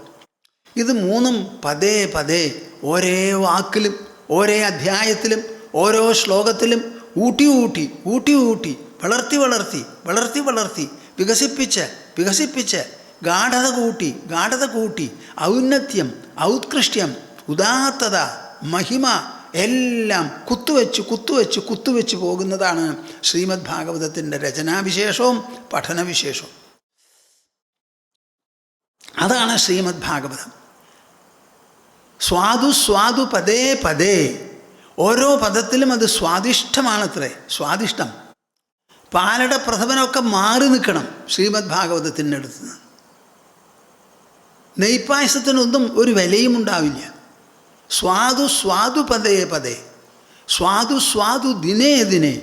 ഓരോ ദിവസം ചെല്ലുന്തോറും ശ്രീമദ് ഭാഗവതത്തിൻ്റെ ശ്ലോകങ്ങൾ പാരായണം ചെയ്യുന്നവർ, പഠിക്കുന്നവർ, വിചിന്തനം ചെയ്യുന്നവർ, സംസാരിക്കുന്നവർ, പ്രതിപാദിക്കുന്നവർ എല്ലാവർക്കും ഓരോ ദിവസം ചെല്ലുന്തോറും അത് കൂടുതൽ രസകരമാണ്, ആസ്വാദ്യമാണ്, സ്വാദിഷ്ടമാണ്, ആനന്ദകരമാണ്, സാഫല്യപ്രദമാണ്, സമ്പൂർണ്ണത പ്രദാനം ചെയ്യുന്നതാണ്. അത്ര വിശേഷപ്പെട്ട ഒരു ഗ്രന്ഥമാണ് ഈ ശ്രീമദ് ഭാഗവതം. അപ്പം നിങ്ങൾ ഒന്ന് വിചാരിക്കരുത് ഭക്തി എന്നൊരു വിഷയം മാത്രമേ ഉള്ളൂ. 18,000 ശ്ലോകങ്ങളുണ്ട്. അതിൽ എത്ര തവണ ഭക്തി എന്നൊരു വാക്ക് ഉപയോഗിച്ച് കാണും? എന്തൊക്കെയാണ് അവിടെ പ്രബന്ധം? പ്രകൃതിയെ വർണ്ണിക്കുന്ന സമയത്ത് ത്രികൂടാചലത്തിൽ അങ്ങോട്ട് വൃക്ഷവർണ്ണന എന്നൊരു ഭാഗമുണ്ട്. അവിടെ എത്രയെത്ര വൃക്ഷങ്ങളെക്കുറിച്ചാണ് ത്രികൂടാചലത്തിലുള്ളതിനെ വിവരിക്കുന്നത്. ഒരു മഹാകാവ്യമാണ് ശ്രീമദ് ഭാഗവതം. വളരെ വിശേഷപ്പെട്ടതാണ്. ആ ശ്രീമദ് ഭാഗവതം തത്വസമീക്ഷണത്തിലൂടെ ജനങ്ങൾക്ക് അറിയിപ്പിക്കണം എന്നതാണ് നമ്മുടെ ഈ സത്രത്തിൻ്റെ ഉദ്ദേശം. ഇതിപ്പോൾ 19ാമത്തെ കൊല്ലമാണല്ലോ. പലരും ഇത് ആദ്യമായി കേൾക്കുന്നവരുണ്ടാവും. അവരെയും കൂടി അവരെ കൂടുതൽ ഉദ്ദേശിച്ച് ഞാൻ ആദ്യത്തെ ശ്ലോകം കുറച്ചൊന്ന് എടുത്ത് നിങ്ങളുടെ മുൻപിൽ പറയാമെന്ന് വിചാരിക്കണം. എന്താണ് ഈ ശ്രീമദ് ഭാഗവതം? ഒരു പാരമഹംസ്യ സംഹിതയാണത്. പരമഹംസൻ എഴുതിയതാണ്. അത് പ്രതിപാദിക്കണമെങ്കിൽ പരമഹംസന്മാർ വേണം. അപ്പോഴേ അത് അർത്ഥമാവുള്ളൂ, അതിൻ്റെ വ്യാപ്തി മനസ്സിൽ പൊന്തി വരുള്ളൂ. അതാണ് ഇരട്ട പരമഹംസനായ ശുഗമുനി സ്ഥലത്തെത്തി പരീക്ഷത്തിന് പറഞ്ഞു കൊടുക്കാനുള്ള ദൗത്യമേറ്റെടുത്തത്. അദ്ദേഹം വിളിച്ചു വന്നവനല്ല. ഉടുതുണി പോലുമില്ലാതെ ആത്മാനന്ദഭരിതനായി, സ്വതന്ത്രനായി, സ്വച്ഛനായി, ആനന്ദമഗ്നനായി സഞ്ചരിക്കുകയാണ്. ആര്? ശുഗമഹർഷി. പലരും പറഞ്ഞു കേൾക്കുന്നത് അദ്ദേഹത്തിൻ്റെ ചെവിയിലുമെത്തി. പരീക്ഷിത്ത് മഹാരാജാവ് ഒരു ചെറിയ അബദ്ധം പിണഞ്ഞതിൻ്റെ പേരിൽ മഹർഷിയുടെ പുത്രൻ ശപിച്ചതിൻ്റെ പേരിൽ 7-ാം ദിവസം പാമ്പ് കടിച്ച് മരിക്കും എന്നുള്ള നിലയെത്തിയപ്പോൾ അത് നേരിടാനായി ആ മഹാരാജാവ് രാജബുദ്ധിയോടുകൂടി ഇതാ പ്രായോപവേശം ചെയ്തിരിക്കുന്നു. അതുവരെ പാമ്പിനെ എടുത്ത് മഹർഷിയുടെ കഴുത്തിൽ ഇട്ടതാണ് കാട്ടുതീ പോലെ പരന്നത്. പരീക്ഷിത്ത് മഹാരാജാവ് ചെയ്തു പോയി എന്ന് എല്ലാവരും പറഞ്ഞു. ആ ദോഷം, ആ പാപം, 7 ദിവസമേ ഉള്ളൂ തനിക്ക് ഇനി ജീവിക്കാൻ. ആ 7 ദിവസത്തിനുള്ളിൽ എന്ത് സംഭവിക്കുമോ അത് സംഭവിക്കണം, എന്ത് നേടണമോ അത് നേടണം. ഞാനൊരു കാര്യം ചെയ്തു കളയാം. ഇന്ന് മുതൽക്ക് ഭക്ഷണം കഴിക്കില്ല, വെള്ളം കുടിക്കില്ല, കാറ്റ് മാത്രമേ ശ്വസിക്കുള്ളൂ. അത് ഞാൻ മനഃപൂർവ്വം ചെയ്യുന്നതല്ല. മൂക്കും ശ്വാസകോശവും കൂടി തന്നെത്താനെ നടത്തുന്നതാണ്. അവരത് നിർത്താനാ പോണേന്ന് വെച്ചാൽ പിന്നെ വിഷമവുമില്ല. എല്ലാവരും കേട്ടിട്ടുണ്ട് പ്രായോപവേശം. അങ്ങനെ ഒരു വ്രതമുണ്ട്, ഒരനുഷ്ഠാനമുണ്ട്. ആഹാരവും വെള്ളവും കഴിക്കാതെ ഇരിക്കുക. മനസ്സ് എത്ര ദിവസം, ശരീരം എത്ര ദിവസം നിൽക്കുമോ നിൽക്കട്ടെ എന്ന്. അത് കേട്ടിട്ടേ ഉള്ളൂ, കണ്ടിട്ടില്ല. ഇതാ പ്രത്യക്ഷമായി വന്നു പടഞ്ഞിരിക്കുന്നു. അപ്പം മഹർഷിമാരും തപോധനന്മാരും പ്രായമൂപ്പ് വന്ന ഗൃഹസ്ഥന്മാരും എല്ലാ തുറയിലുമുള്ളവർ ഈ മഹാദൃശ്യം, അത്യന്തം അസാധാരണമായിരിക്കുന്ന ഒരു മഹത്കൃത്യം, ഒരു തപസ്, ഒരു അനുഷ്ഠാന മഹിമ അത് കാണാനായി. അത് മഹാരാജാവും കൂടിയായപ്പോൾ പിന്നെ പറയണ്ടല്ലോ.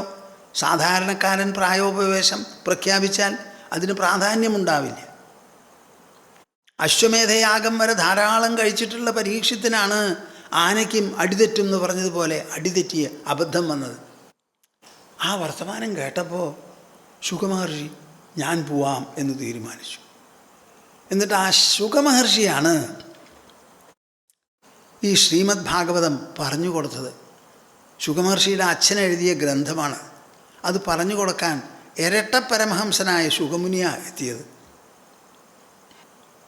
ആ ശുകമഹർഷി പറഞ്ഞു കൊടുക്കുന്നതാണ്. ഇതിലെല്ലാം കൂടി 18,000 ശ്ലോകങ്ങളുണ്ട്. അതിലെ ആദ്യത്തെ ശ്ലോകം എല്ലാ വിധത്തിലും ഏത് ശാസ്ത്രത്തിലും വളരെ പ്രധാനമാണല്ലോ. ഇതാ കുറച്ചൊന്ന് കേട്ടോളൂ.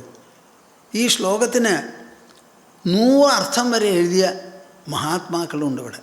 100 അർത്ഥം ഈ ഒരൊറ്റ ശ്ലോകത്തിന്.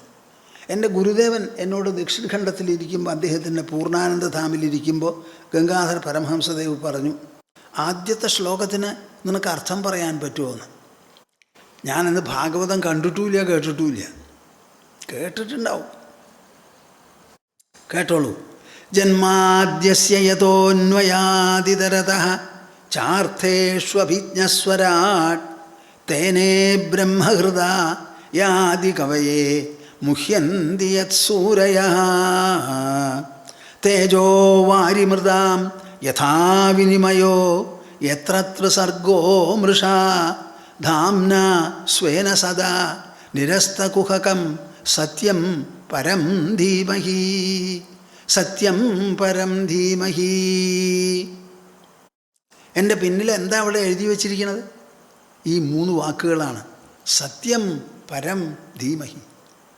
എൻ്റെ കൂട്ടരെ, ശ്രീമദ് ഭാഗവതം നിങ്ങളെ കൊണ്ട് ചെയ്യിക്കാൻ ഉദ്ദേശിക്കുന്നത് ഈ 3 വാക്കിൽ പറഞ്ഞതാണ്. സത്യം പരം ധീമഹി. മനുഷ്യരാണ് നിങ്ങൾ, മൃഗങ്ങളല്ല, ഇഴജന്തുക്കളല്ല, പക്ഷികളും പറക്കുന്നവയുമല്ല, കൃമികീടങ്ങളല്ല, 2 കാലിൽ നിന്ന് തല ഉയർത്തിപ്പിടിച്ച് ഭൂമിക്ക് പെർപെൻഡിക്കുലറായി ജീവിക്കുന്നവരും സഞ്ചരിക്കുന്നവരുമാണ് നമ്മൾ. നമ്മുടെ തലയ്ക്ക് പേര് ഉത്തമാംഗം എന്നാണ്, ശീർഷം. ആ തലയ്ക്ക് കീഴിലാണ് ബാക്കി എല്ലാ അവയവങ്ങളും പ്രവർത്തിക്കേണ്ടത്. കാലായാലും വയറായാലും കൈയായാലും മാറായാലും ചുമലായാലും കഴുത്തായാലും എല്ലാം തലയ്ക്ക് കീഴിൽ പ്രവർത്തിക്കണം. തലയ്ക്കാണ് ഇവിടെ പ്രാധാന്യം. ഉത്തമാംഗം എന്നാണ് ആ തലയ്ക്ക് പേര്. ആ തല, അങ്ങനെയുള്ളൊരു തല, ആ മനുഷ്യൻ എങ്ങനെ ജീവിക്കണം? ഈ ലോകം എന്ന് പറയണത് പരിവർത്തനത്തിൻ്റെ കൂത്തുരംഗമാണ് ഇവിടെ. മാറുന്നതൊന്നും സത്യമല്ല. സത്യം ത്രികാലങ്ങളിലും ഒരുപോലെ നിൽക്കും. സത്യം എന്നൊരു വാക്കിന് അർത്ഥമുണ്ടെങ്കിൽ, വ്യാഖ്യാനമുണ്ടെങ്കിൽ അതിതാണ്. ഭൂതത്തിലും വർത്തമാനത്തിലും ഭാവിയിലും ഒരേപോലെ നിലനിൽക്കുന്നതെന്തോ അതാണ് സത്യം, അതാണ് വാസ്തവം. ഈ ലോകത്തിലുള്ള ഏതു വസ്തുക്കളും ഗ്രഹങ്ങളും എല്ലാം തന്നെ എക്കാലത്തും ഒരുപോലെ നിലനിൽക്കുന്നതാണോ?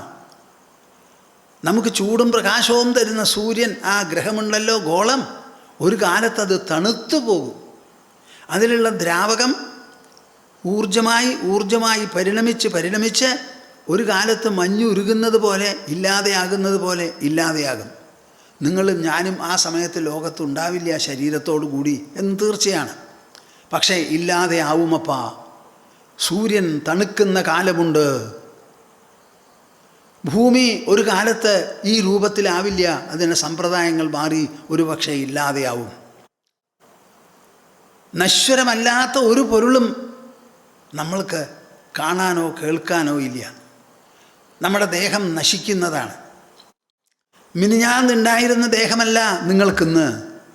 ലക്ഷോപലക്ഷം സെല്ലുകൾ പ്രതിദിനം നമ്മുടെ പ്രവർത്തനങ്ങൾ വഴി, ജീവിക്കുന്നത് വഴി ഉപയോഗപ്പെട്ട് നശിച്ചു പോവുകയാണ്.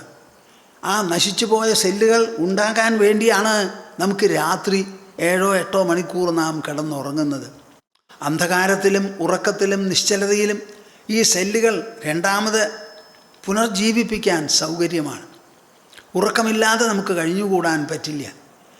അങ്ങനെ അടിമുടി സദാ പരിവർത്തനമാണ് നമ്മുടെ ശരീരത്തിൽ. ലോകത്തിലും അങ്ങനെയാണ്. അങ്ങനെ പരിവർത്തനപ്പെടുന്ന പൊരുൾ ഒരിക്കലും സത്യമല്ല, അസത്യമാണ്. എൻ്റെ കൂട്ടരെ, തുറന്നു പറയൂ, ഈ ലോകം സത്യമല്ല, എൻ്റെ ശരീരം സത്യമല്ല, എൻ്റെ മനസ്സ് സത്യമല്ല, എൻ്റെ ബുദ്ധിയുമല്ല സത്യം, അഹങ്കാരവുമല്ല നിശ്ചയമായും. സത്യം എന്നുള്ളത് വിലക്ഷണമാണ്. ദേഹവിലക്ഷണം, മനസ്സിൽ നിന്നും ബുദ്ധിയിൽ നിന്നും അഹങ്കാരത്തിൽ നിന്നും വിലക്ഷണം, ദൃശ്യമായ പ്രപഞ്ച വസ്തുക്കളിൽ നിന്നെല്ലാം വിലക്ഷണമായിട്ടൊരു പൊരുളുണ്ട്. ആ പൊരുളിനെക്കുറിച്ച് മനുഷ്യൻ എപ്പോൾ ആലോചിക്കുമോ അപ്പോഴാണ് അവൻ്റെ നന്മ തുടങ്ങുന്നത്. നമ്മുടെ ബുദ്ധി ആലോചിക്കാനുള്ളതാണ്, വിശകലനം ചെയ്യാനുള്ളതാണ്, നല്ലതും ചീത്തയും തിരിച്ചറിയാനുള്ളതാണ്. ചീത്തയെ തള്ളിക്കളഞ്ഞ് നല്ലതിനെ സ്വീകരിച്ച് അതിൻ്റെ മഹിമയിൽ സന്തോഷത്തോടു കൂടി ജീവിക്കാൻ നമുക്ക് പറ്റണം. അതിനാണ് നമ്മുടെ ആലോചനാശീലമുള്ള ബുദ്ധി. ബുദ്ധിയെ പണയം വെച്ച് നിങ്ങൾ ആരും ജീവിക്കരുത്. ബുദ്ധിയെ ഉപയോഗിക്കൂ.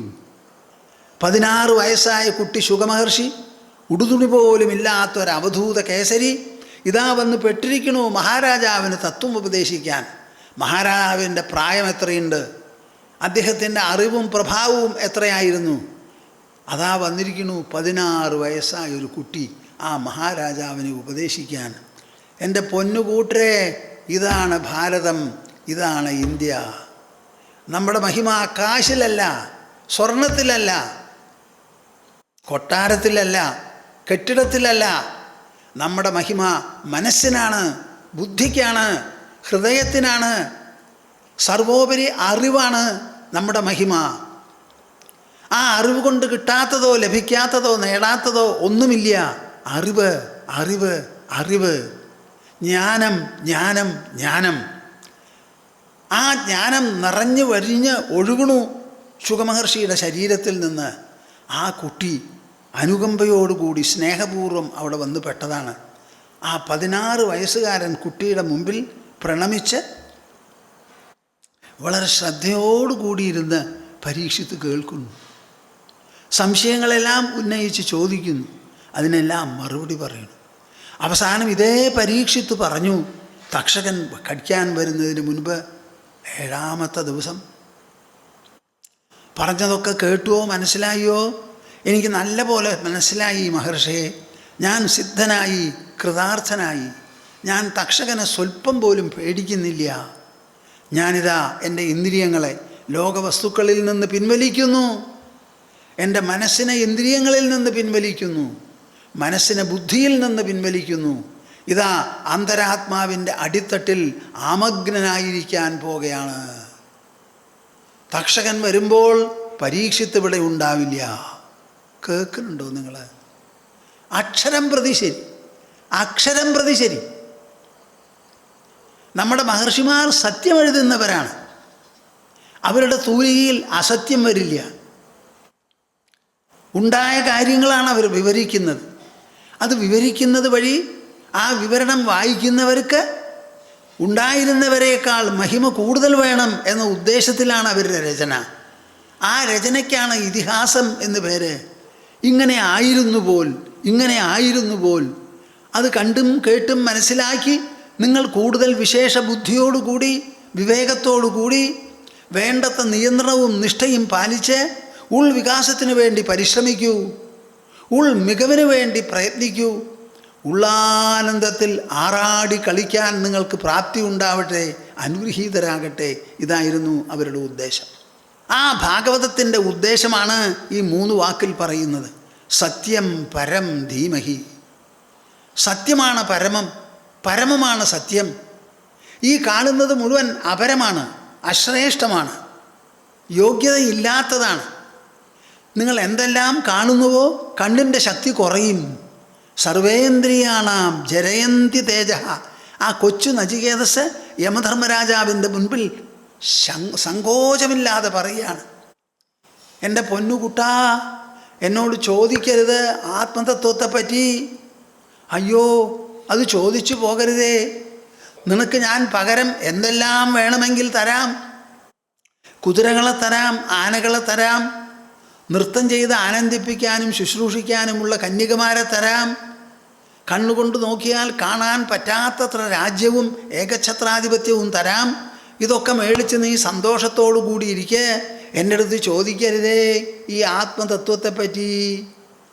അത് കേട്ടിട്ട് ആ പൊന്നുകുട്ടൻ പറയുക, യമധർമ്മരാജാവേ, ശോഭാവാമർത്യസ്യ യദന്തകൈതത് സർവേന്ദ്രിയാണാം ജരയന്തി തേജഃ അഭി സർവം ജീവിതമൽപമേവ തവൈവ വാഹാസ്തവ നൃത്യഗീതേ.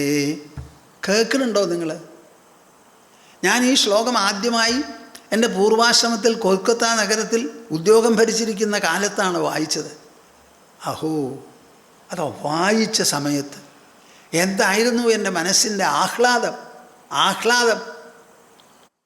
ആർക്കിമിഡിസ് അദ്ദേഹത്തിൻ്റെ തത്വം കണ്ടുപിടിച്ചപ്പോൾ തുള്ളിയെ ചാടിയതുപോലെ ചാടിയില്ല എന്ന് മാത്രം ഞാൻ. എൻ്റെ ഉള്ള അതിനേക്കാളൊക്കെ നിറഞ്ഞിരുന്നു. ശോഭാവാമർത്യസ്യ യദന്തകൈതത്. അങ്ങ് അന്തകനാണ്, എല്ലാവരെയും കൊന്നൊടുക്കുന്നവനാണ്. ആ അന്തകൻ്റെ മുൻപിലാണ് ഞാൻ സന്നിഹിതനായിരിക്കുന്നത്. അല്ലേ അന്തക, ലോകത്തിലുള്ളതിനെ മുഴുവൻ നശിപ്പിക്കുന്നവനാണ് അങ്ങ്. ആ ദൗത്യമാണ് അങ്ങയ്ക്ക്. എല്ലാറ്റിനെയും നശിപ്പിച്ചു കൊണ്ടിരിക്കുക. എന്തും ഇവിടെ നാളെ ഉണ്ടാവുമോ എന്ന് നമുക്ക് പറയാൻ പറ്റില്ല. ഉണ്ടെങ്കിൽ നന്നായി എന്നാണ് പറയുക. നമ്മുടെ നല്ല മനുഷ്യരൊക്കെ സംസാരിക്കുമ്പോൾ രാത്രി എന്ത് പറയും? ജീവിച്ചിരുന്നാൽ നാളെ കാണാമെന്ന് പറഞ്ഞിട്ടാണ് പോവുക. പേടിയില്ല അവർക്കത് പറയാൻ. അതൊരു വാസ്തവമാണല്ലോ. ഉറങ്ങിയ ആൾ എണീക്കുന്നുള്ളതിന് എന്താ പ്രമാണം? ശോഭാവാമർത്യസ്യ യദന്തകൈതത് സർവേന്ദ്രിയാണാം ജരയന്തി തേജഃ. എല്ലാ ഇന്ദ്രിയങ്ങളെയും കാർന്ന് തിന്നുന്നതാണ് ഈ ഭോഗവസ്തുക്കളെല്ലാം. അഭിസർവം ജീവിതമൽപമേവ. ഈ സമയത്തിൻ്റെ കണക്ക് ആരുടെയെങ്കിലും കയ്യിലുണ്ടോ? ഭൂമിയുടെ വയസ്സ് എത്രയാ? സൂര്യൻ്റെയോ ലോകത്തിൻ്റെയോ? എത്രയോ കൽപ്പാഭിധാനക്ഷണജീവിനോ ഹി. കൽപ്പങ്ങൾ അങ്ങനെ നീണ്ടു കിടക്കും. അതിൻ്റെ ഇടയിൽ ഒരു 60, 70, 80 കൊല്ലം ജീവിച്ചാൽ അത് എത്രയായി എന്നാണ് നിങ്ങൾ പറയണത്? ഉറുമ്പിന് ഇറക്കാലി വെള്ളം സമുദ്രം അങ്ങനെ വിചാരിക്കരുത്. ബുദ്ധി കൊണ്ട് ആലോചിച്ച് നോക്കൂ. അപ്പോൾ എത്ര തന്നെ 100 വയസ്സ് തന്നാലും അത് അല്പമാണ്. അതുകൊണ്ട് എനിക്ക് പറയാനുള്ളത്, തവൈവ വാഹാസ്തവ നൃത്യഗീതേ. അങ്ങ് തരാൻ ഉദ്ദേശിക്കുന്ന ആനയും കുതിരയും ഒട്ടകവും എല്ലാം തന്നെ അങ്ങയുടെ കസ്റ്റഡിയിൽ തന്നെ സുരക്ഷിതമായിരിക്കട്ടെ. ഈ നചികേതസിന് വേണ്ട, തരണ്ട ആവശ്യമില്ല. എൻ്റെ കൂട്ടരെ, ഇതാണ് ഇന്ത്യയുടെ സ്വരം. അനാദികാലം മുതൽക്ക് നാം വിലയിരുത്തിയിട്ടുള്ളതാണ്. നമുക്ക് ഈ പ്രപഞ്ചം മോഹകാരണമല്ല. നാം ശരീരത്തിൽ വാഴുന്നു മൃഗങ്ങളെപ്പോലെ. പക്ഷേ മൃഗങ്ങളെപ്പോലെ ശരീരത്തിൽ മാത്രം ഒതുങ്ങി നിൽക്കുന്നതല്ല നമ്മുടെ ജീവിതം.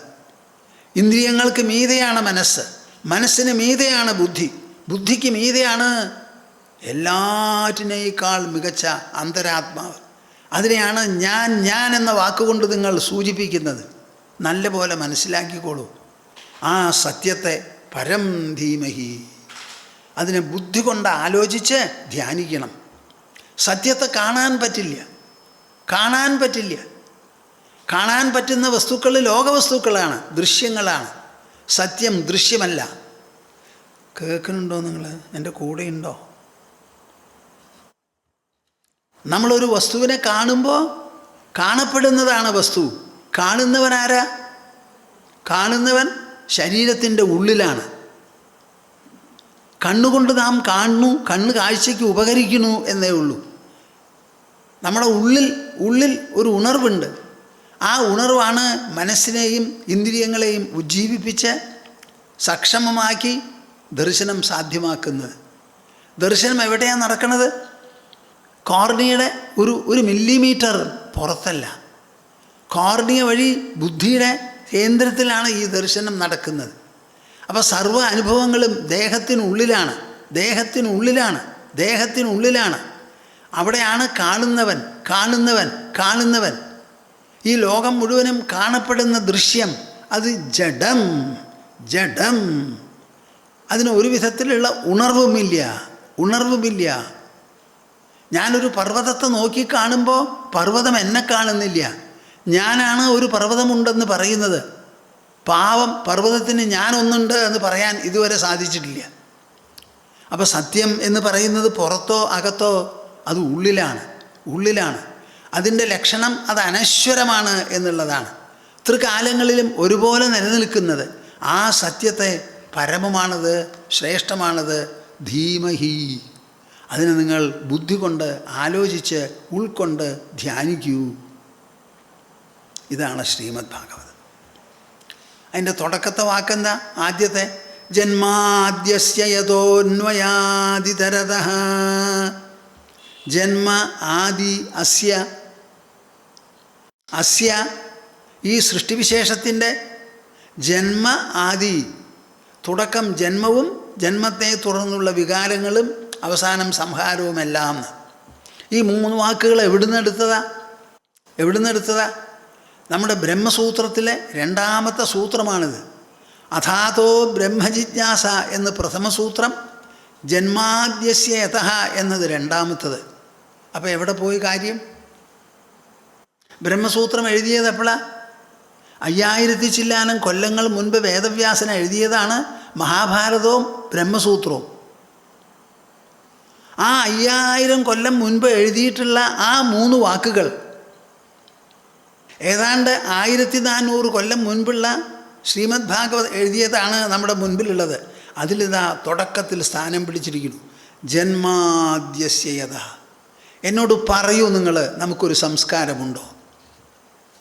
ആ സംസ്കാരത്തിൻ്റെ പഴക്കം എത്രയുണ്ട്? ആ സംസ്കാരത്തിൽ അടി മുതൽ മുടി വരെ ഒരുപോലെ നൂന്നു പോകുന്ന ഒരു നൂലുണ്ടോ ഇല്ലയോ? അത് സനാതനമാണോ അല്ലയോ എന്ന് ആലോചിച്ച് എന്നോട് മറുപടി പറയൂ. എല്ലാ ശാസ്ത്രങ്ങളിലും കാണാം ഇഴുകിയ ഒരു ബന്ധം. ഒന്ന് മറ്റൊന്നിനെ നിഷേധിക്കുന്നതല്ല, സ്ഥിരീകരിക്കുന്നതാണ്. ആ പരമസത്യത്തെ നിങ്ങളെ കൊണ്ട് ധ്യാനിപ്പിക്കണം. നിങ്ങൾ ധ്യാനിക്കാൻ തുടങ്ങണം. അതിനാണ് ഈ മഹാഗ്രന്ഥം എഴുതിയിരിക്കുന്നത്. ആ പരമസത്യം എങ്ങനത്തതാ? അതാണ് ഈ സൃഷ്ടിവിശേഷത്തിൻ്റെ ഉറവിടം, ഉദ്ഭവം, ജന്മ ആദി. ആ സത്യമാണ് ഈ അനന്തമായ പ്രപഞ്ചത്തെ നിലനിർത്തുന്നത്. ഭൂമി എവിടെ നിൽക്കുന്നു? ജലം എവിടെ നിൽക്കുന്നു? വായു എവിടെ നിൽക്കുന്നു? അഗ്നി എവിടെ പ്രകാശിക്കുന്നു? എല്ലാം പ്രകാശിക്കുന്നതും നിലനിൽക്കുന്നതും ആകാശകോശത്തിലാണ്. ആകാശം എവിടെയാണെന്ന് ചോദിച്ചാൽ നിങ്ങളുടെ കയ്യിൽ മറുപടി ഉണ്ടോ കൂട്ടരെ? ബുദ്ധി കൊണ്ടൊന്ന് പറയണപ്പാ. എന്തിനാണ് ഈ ബുദ്ധി? ഉണ്ണാനും ഉറങ്ങാനുമാണോ അതോ ആലോചിക്കാനോ? ആലോചിക്കൂ, തത്വവിചാരം ചെയ്യൂ. പരീക്ഷത്തിൻ്റെ ദുർവിധിയെ നേരിടാൻ അദ്ദേഹം ആവശ്യപ്പെട്ടത് എന്താ? നിങ്ങളെല്ലാവരും പലരും വന്ന് അഭിനന്ദിച്ചു രാജാവ്. നിങ്ങളുടെ അഭിനന്ദനം ഞാൻ സ്വീകരിക്കുന്നു, ഞാൻ കൃതജ്ഞത പറയുന്നു. നിങ്ങളുടെ ഈ അഭിനന്ദനം അന്വർത്ഥമാകണം, അർത്ഥവത്താകണമെങ്കിൽ എനിക്കിതാ തോരാതെ എൻ്റെ കർണപുടങ്ങളെ നിങ്ങൾ ഭഗവത് കഥകൾ കൊണ്ടും പരമാത്മതത്വ വിചിന്തനം കൊണ്ടും സംവാദം കൊണ്ടും ചർച്ച കൊണ്ടും അവതരണങ്ങൾ കൊണ്ടും പറഞ്ഞ് മനസ്സിലാക്കി തരൂ.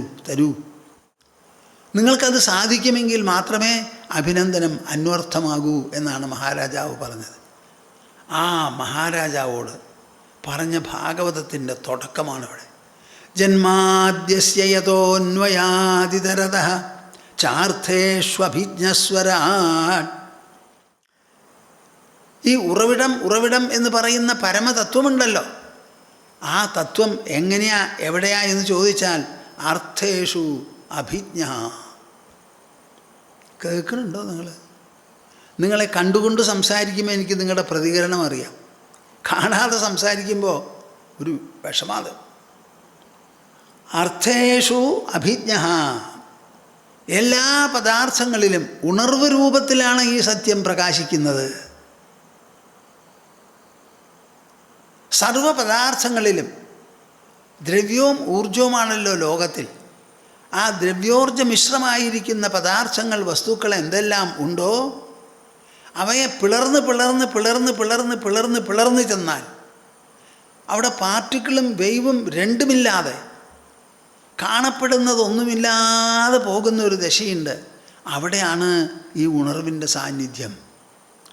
അത് സുഗമമായി ലഭിക്കാൻ പ്രത്യേകിച്ച് സൃഷ്ടിച്ചിട്ടുള്ളതാണ്, വിഭാവനം ചെയ്തതാണ് നമ്മുടെ ശരീരം. നിങ്ങൾ ഉണർന്നിരിക്കണില്ലേ? ഞാൻ ഉണ്ട് എന്നൊരു തോന്നലുണ്ടല്ലോ. ഉറങ്ങി ഉണർവ് പോകുന്ന സമയത്തും ഉറക്കത്തിനെ അനുഭവിച്ചുകൊണ്ടാണ് നമ്മുടെ ഉണർവ് നിൽക്കുന്നത്. എണീറ്റിട്ട് പറയണു, ഞാൻ സുഖമായി കിടന്നുറങ്ങി, ഒരല്ലലും അലട്ടും ഉണ്ടായില്ല, ഒന്നും അറിഞ്ഞില്ല, മരത്തടി പോലെ കിടന്നു എന്ന് പറഞ്ഞുകൊണ്ടാണ് എണീക്കുന്നത്. അപ്പോഴും നമ്മുടെ ഉണർവ് നഷ്ടപ്പെടുന്നുണ്ടോ? ഇല്ല. മോഹാലസ്യത്തിലോ? ഇല്ല. ആ ഉണർവാണ് ഇതിൻ്റെ എല്ലാറ്റിൻ്റെയും ഉറവിടം, സൃഷ്ടിയുടെ മുഴുവൻ ഉറവിടം. ഈ തത്വത്തെ ആദ്യമായി ബ്രഹ്മാവിന്, പരബ്രഹ്മം തന്നെയാണ് ഹൃദയത്തിലൂടെ ഇതിനെ റിവീൽ ചെയ്തത്, പറഞ്ഞ് മനസ്സിലാക്കി കൊടുത്തത്. ഈ സത്യത്തെ മനസ്സിലാക്കാൻ പുറപ്പെടുമ്പോൾ മുഹ്യന്തിയത്സൂരയഃ, വലിയ ബുദ്ധിശാലികളും മഹർഷിമാരും ക്രാന്തദർശികളും എല്ലാം പലപ്പോഴും മോഹിച്ചു പോകുന്നു. ഇതെന്താണ്, എവിടെയാണെന്ന് മുഴുവനും പിടികിട്ടുന്നില്ല അവർക്ക്. തേജോ വാരിമൃതാം യഥാ വിനിമയോ എത്ര സർഗോ മൃഷ. കേൾക്കുന്നുണ്ടോ നിങ്ങൾ? ഞാൻ പറയണോ? പറയാതെ പറ്റുമോ? തത്വസമീക്ഷാ സത്രമല്ലേ? തത്വങ്ങളെ സമീക്ഷണം ചെയ്യുന്ന തത്വപ്രവചന പരമ്പരയാണ് ഈ സത്രത്തിൽ. അതാണ് അതിൻ്റെ വിശേഷത. തേജോ വാരിമൃതാം യഥാവിനിമയോ. ഈ ലോകത്തിൽ പല സാധനങ്ങളും കൂട്ടിച്ചേർക്കാവുന്നതാണ്, കൂടിച്ചേരും ചെയ്യും. അങ്ങനെ പലതും കൂടിച്ചേരുമ്പോൾ കൃത്രിമമായിട്ടൊരു സാധനവും അവിടെ ഉണ്ടാവും. കേൾക്കുന്നുണ്ടോ നിങ്ങൾ? ഒരു ഉദാഹരണം എടുക്കുക. തേജോ വാരിമൃതാം, അഗ്നി, തീ, വെള്ളം, വായു, ഇതെല്ലാം കൂടിച്ചേർന്ന് കഴിഞ്ഞാൽ അവിടെ ഒരു പുതിയൊരു പരിണാമം ഉണ്ടാവും. നട്ടുച്ചയ്ക്ക് ടാറുള്ള റോട്ടിൽ കൂടി നിങ്ങൾ പോയിട്ടുണ്ടോ? അപ്പോൾ കുറേ ദൂരത്ത് നിങ്ങൾക്ക് തോന്നും വെള്ളം ഇങ്ങനെ കിടക്കണമെന്ന്. അവിടെ പോയാൽ വെള്ളമൊന്നുമില്ല. മരുഭൂമി നല്ല ചൂടത്തെ മണലാരണ്യത്തിൽ കൂടി നടക്കുമ്പോൾ കുറേ ദൂരത്ത് നോക്കിയാൽ അവിടെ ധാരാളം വെള്ളമുണ്ടെന്ന് തോന്നും. അവിടെയും വെള്ളമില്ല. അപ്പം മണ്ണും ചൂടും വായുവും കൂടിച്ചേർന്നാൽ അവിടെ ഉണ്ടാകുന്നതാണ് വെള്ളം എന്ന് പറയുന്ന ഒരു കൃത്രിമ പദാർത്ഥം. അതേപോലെ എത്ര സർഗോ മൃഷ, സത്വം രജസ് തമസ് എന്ന് പറയുന്ന 3 ഗുണങ്ങൾ കൂടിച്ചേർന്നുണ്ടായിട്ടുള്ള ഈ സൃഷ്ടിവിശേഷമുണ്ടല്ലോ, ആ സൃഷ്ടിവിശേഷം ഇതുപോലെ കൃത്രിമമായ മായാരൂപത്തിലുള്ള ഒരു വിശേഷമാണ്. ധാംനാസ്വേന സദാ നിരസ്തകുഹകം സത്യം പരം ധീമഹി. ഈ കാണുന്ന മായാരൂപത്തിലുള്ള ഈ സൃഷ്ടിവിശേഷത്തിൽ അതൊന്നും ബാധിക്കാതെ ഇരിക്കുന്ന ഒരു സത്യമുണ്ട്. ഇതൊക്കെ ഒരു പുറംപൂച്ചാണ്, സ്വപ്നത്തിൽ എന്നതുപോലെ. ഉറങ്ങുന്നവൻ സ്വപ്നൻ പലതും കാണും, പലയിടത്തും പോണു, വിവാഹം കഴിക്കണു, കുട്ടികളുണ്ടാവണു, രാജാവായി സിംഹാസനത്തിലിരുന്നു, രാജ്യഭരണം നടത്തി, വിശന്നു, ഹോട്ടലിൽ പോയി ഊണ് കഴിച്ചു, ഇങ്ങനെ പലതും ഉണ്ട്. ഒക്കെ കഴിഞ്ഞാലും അവസാനം ബാക്കി വരണത് എന്താ? സ്വപ്നം കണ്ടവൻ ഉറങ്ങിയവൻ മാത്രമേ അവിടെ ഉള്ളൂ, ബാക്കിയുള്ളതൊക്കെ എവിടെ പോയി എന്നറിയില്ല. നിരസ്തകുഹകം, അങ്ങനെ ഒരു സത്യം ഈ ലോകത്തിലുണ്ട്. ഇവിടെ എല്ലാം നടക്കട്ടെ, നടക്കും ചെയ്യും. അങ്ങനെ എല്ലാം നടത്തിക്കൊണ്ട് ആകാശത്തിന് പോലും ആധാരമായി, എല്ലാറ്റിനും അടിസ്ഥാന തത്വമായി, സബ്സ്ട്രാറ്റമായി കഴിയുന്ന വിശേഷപ്പെട്ട ഒരു സത്യമുണ്ട് ഇവിടെ.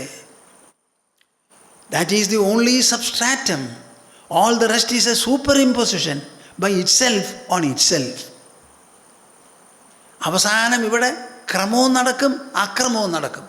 നോക്കൂ, ഇപ്പോൾ നമുക്കൊരു മഹാമാരി വന്നിരിക്കുന്നു. 1918 ഒരു സ്പാനിഷ് ഫ്ലൂ എന്ന് പറഞ്ഞൊരു മഹാമാരി ലോകത്തിൽ പിടിപെട്ടത്. അതിൽ എത്ര പേര് മരിച്ചു എന്ന് ചോദിച്ചാൽ പറയണത് 5 കോടി ജനങ്ങൾ അന്ന് മരിച്ചിട്ടുണ്ടത്രേ. 50 കോടി ജനങ്ങൾക്ക് രോഗം വന്നു എന്നാണ് റെക്കോർഡ് പറയുന്നത്. അന്നും വന്നു നമുക്കൊരു മഹാമാരി. 100 കൊല്ലം കഴിഞ്ഞ് ആദ്യം വന്നിരിക്കുന്നു. അതിനു മുമ്പുള്ള മഹാമാരിയെ പറ്റി നമുക്കറിയില്ല. ഇവിടെ ഒന്നും അത്ഭുതമല്ല. ഈ പ്രപഞ്ചം നമ്മുടെ ആരുടെയുമല്ല. നാം അതിൽ വാടക കൊടുക്കാതെ ജീവിക്കണമെന്ന് മാത്രമേ ഉള്ളൂ ഭൂമണ്ഡലത്തിൽ. നമ്മുടെ ജീവിതം ആരുടെ ജീവിതം? ഉള്ള ഉപകരണങ്ങൾ നിങ്ങൾ വേണ്ടതുപോലെ ഉപയോഗിക്കൂ. കണ്ണുപയോഗിച്ച് കാണൂ, ചെവി ഉപയോഗിച്ച് കേൾക്കൂ, മനസ്സുപയോഗിച്ച് ചിന്തിക്കൂ, ബുദ്ധി ഉപയോഗിച്ച് ആലോചിച്ച് വിശകലനം ചെയ്ത തത്വങ്ങൾ ഗ്രഹിക്കൂ. അഹങ്കാരം കൊണ്ട് നിങ്ങളുടെ ഉറച്ചു നിൽക്കുന്ന ഒരു നല്ല സാത്വികാഹങ്കാരമായി തീരട്ടെ. ഇതൊക്കെ നമുക്ക് കിട്ടിയിട്ടുള്ള ഉപകരണങ്ങളാണ്. നമ്മുടെ കാലുകൾ നാം രചിച്ചതല്ല. ഉള്ള കാലുകൾ കൊണ്ട് നടക്കാനേ നമുക്ക് പറ്റൂ, ഉള്ള നാവ് കൊണ്ട് സംസാരിക്കാനേ നമുക്ക് പറ്റൂ. ഇവിടെ എന്താണ് എൻ്റെ എന്ന് പറഞ്ഞ് അവകാശപ്പെടാൻ നിങ്ങൾക്കുള്ളത്? ശരീരത്തിന് അരനിമിഷം പോലും ജീവിക്കാൻ പറ്റില്ല ജീവവായു ഇല്ലാതെ. ആരാണ് അതിനുള്ള ജീവവായു സംവിധാനം ചെയ്തിട്ടുള്ളത്? നമ്മുടെ മുത്തശ്ശനോ മുത്തശ്ശൻ്റെ മുത്തശ്ശനോ ആണോ? അല്ല. ആരാ? എല്ലാ സ്ഥലത്തും പോയി ചോദിക്കൂ, ആര് പറയും ഞാനാണ് നിങ്ങൾക്ക് ജീവവായു തരുന്നതെന്ന്? ഒരാളും പറയില്ല. അപ്പോൾ നമ്മുടെ ശരീരം പോലും നിലനിൽക്കാൻ ജീവവായുവെ ആശ്രയിക്കുന്നു. ആ ജീവവായുവെ രചിക്കാനോ നിലനിർത്താനോ ആരും ഇവിടെ ഒന്നും ചെയ്യുന്നില്ല എന്ന് വരുമ്പോൾ എത്രത്തോളം പരദാസ്യത്തിലാണ് നമ്മുടെ ജീവിതം എന്ന് സമ്മതിക്കാതെ പറ്റോ കൂട്ടരെ? നിങ്ങൾ ഒന്ന് പറയണപ്പാ. നമ്മുടെ തല ബുദ്ധിയെ ഉൾക്കൊള്ളുന്നതാണ്. അതുകൊണ്ട് ആലോചിക്കണം. നമ്മുടെ ശാസ്ത്രങ്ങൾ വിവേകം രചിക്കുന്നതാണ്, യുക്തിസഹമായി ആലോചിപ്പിക്കുന്നതാണ്. ധാംനാ സ്വേന സദാ നിരസ്തകുഹകം സത്യം പരം ധീമഹി. ഇതിൽ ഈ മൃഷ എന്നുള്ളതിന് മുൻപ് ഒരവഗ്രഹമിട്ടാൽ അത് അമൃഷ എന്നായി തീരും. അപ്പോൾ ഈ കാണുന്ന പ്രപഞ്ചം മുഴുവനും മോഹജമല്ല, അമൃഷയാണെന്ന് പറയാമോ എന്ന് ചോദിച്ചാൽ അല്ല. ശ്രീമദ് ഭാഗവതം 12 സ്കന്ധമുള്ളതാണ്, 18,000 ശ്ലോകമാണ്. അതിൽ പലയിടങ്ങളിലുമായി ഈ സത്യത്തെപ്പറ്റി, ഈ തത്വത്തെപ്പറ്റി വിശകലനം ചെയ്തിട്ടുണ്ട്. ഏറ്റവും വിശേഷപ്പെട്ട സ്കന്ധമാണ് മുക്തിസ്കന്ധം, 11ാമത്തെ സ്കന്ധം. അതിൽ 2ാം അധ്യായത്തിൽ കവി എന്ന് പറയുന്ന യോഗി നിമിചക്രവർത്തിയോട് സംസാരിക്കുകയാണ്. അവർ 9 യോഗികളാണ് അവിചാരിതമായി രാജധാനിയിൽ യാഗം നടത്തുമ്പോൾ വന്നത്. ക്ഷണിക്കാതെ അവിചാരിതമായി വന്നവരാണ്. അവരെ കണ്ടപ്പോൾ നിമിചക്രവർത്തിക്ക് അവരുടെ യോഗ്യത മനസ്സിലായി. യാഗം കഴിക്കുന്നത് അവിടെ അങ്ങോട്ട് നിർത്തി. അദ്ദേഹം എണീറ്റു, അവരെ സ്വാഗതം ചെയ്തു, കൈയും കാലും കഴുകാനും ഒക്കെ ഭക്ഷണവും കൊടുത്തിരുത്തി. എന്നിട്ട് അവരുടെ മുൻപിൽ അങ്ങോട്ട് നമസ്കരിച്ചു. ഋത്വിക്കുകളെല്ലാം പിന്നാലെ. എന്നിട്ട് ചോദിക്കുകയാണ്, നിങ്ങൾ വന്നതിൽ എനിക്ക് സന്തോഷം, വളരെ കൃതാർത്ഥത, എൻ്റെ യാഗം സഫലമായി. നിങ്ങളോട് എനിക്കൊരു ചോദ്യം ചോദിക്കാനുണ്ട്. ഭാഗവത ധർമ്മങ്ങളെക്കുറിച്ച് പറഞ്ഞു തരൂന്ന്. ഭാഗവത ധർമ്മങ്ങൾ. ഭാഗവതൻ എന്ന് പറഞ്ഞാൽ ആരാ? ഭഗവാന്റെ ആണ് എന്ന് വിചാരിക്കുന്നവൻ ആരോ അവൻ ഭാഗവതനാണ്. ആ ഭാഗവതൻ്റെ ജീവിത രീതി എന്താ? അദ്ദേഹത്തിൻ്റെ വീക്ഷണം, തത്വമൂല്യങ്ങൾ, നടപടിക്രമങ്ങൾ, അന്യരോടുള്ള പെരുമാറ്റം, സ്വഭാവം, ഈ ലോകത്തെ നോക്കിക്കാണുന്നത് എല്ലാം എങ്ങനെയാ എന്നൊന്ന് പറഞ്ഞ് മനസ്സിലാക്കി തരുമെന്ന്. ഓരോരുത്തരും ഒറ്റയ്ക്കൊറ്റയ്ക്ക് സംസാരിച്ചു. അതിലാദ്യം സംസാരിച്ചത് കവി എന്ന് പറയുന്ന യോഗിയാണ്. കേട്ടോളൂ. അവിദ്യമാനോപ്യവഭാതി ദ്വയോ ധ്യാതുർധിയാ സ്വപ്നമനോരഥൗ യഥാ തത്കർമ്മസങ്കൽപ്പവികൽപ്പകം മനോ ബുധോ നിരുന്ധ്യാത് അഭയം തതസ്യാത്. ശ്രീമദ് ഭാഗവതം എന്താണ് പ്രതിപാദിക്കുന്നത്? എന്താണ് ഇതിൻ്റെ വിശേഷം? മനുഷ്യരെ നിർഭയരാക്കുന്നു.